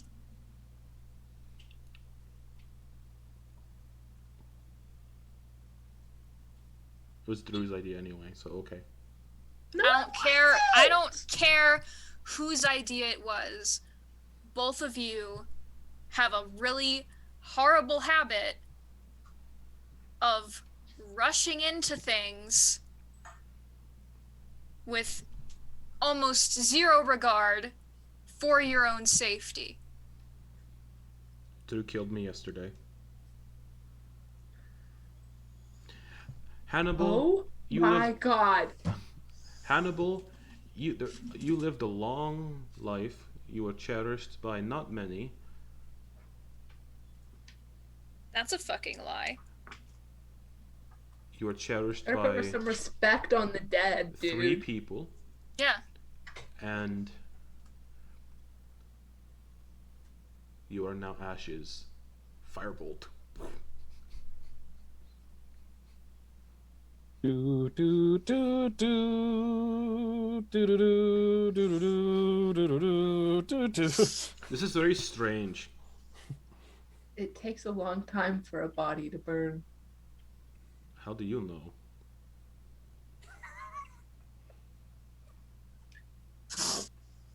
Well, I've never seen like a humanoid burn. I've seen like like a deer burn in like a wildfire, and it took a while. This is So we're magical gonna be fire. here for a though. hot second. Well, We're gonna be the here for a initial one hot is, but second. it lights the I'm just rest gonna keep of the shooting fire, which firebolts is at, not. on my corpse then. We're gonna be here for a hot Point, second. the point of a pyre is you light the pyre on fire, and the pyre lights your body on fire. That's what I'm doing. I'm just trying to make it quicker. Just relax.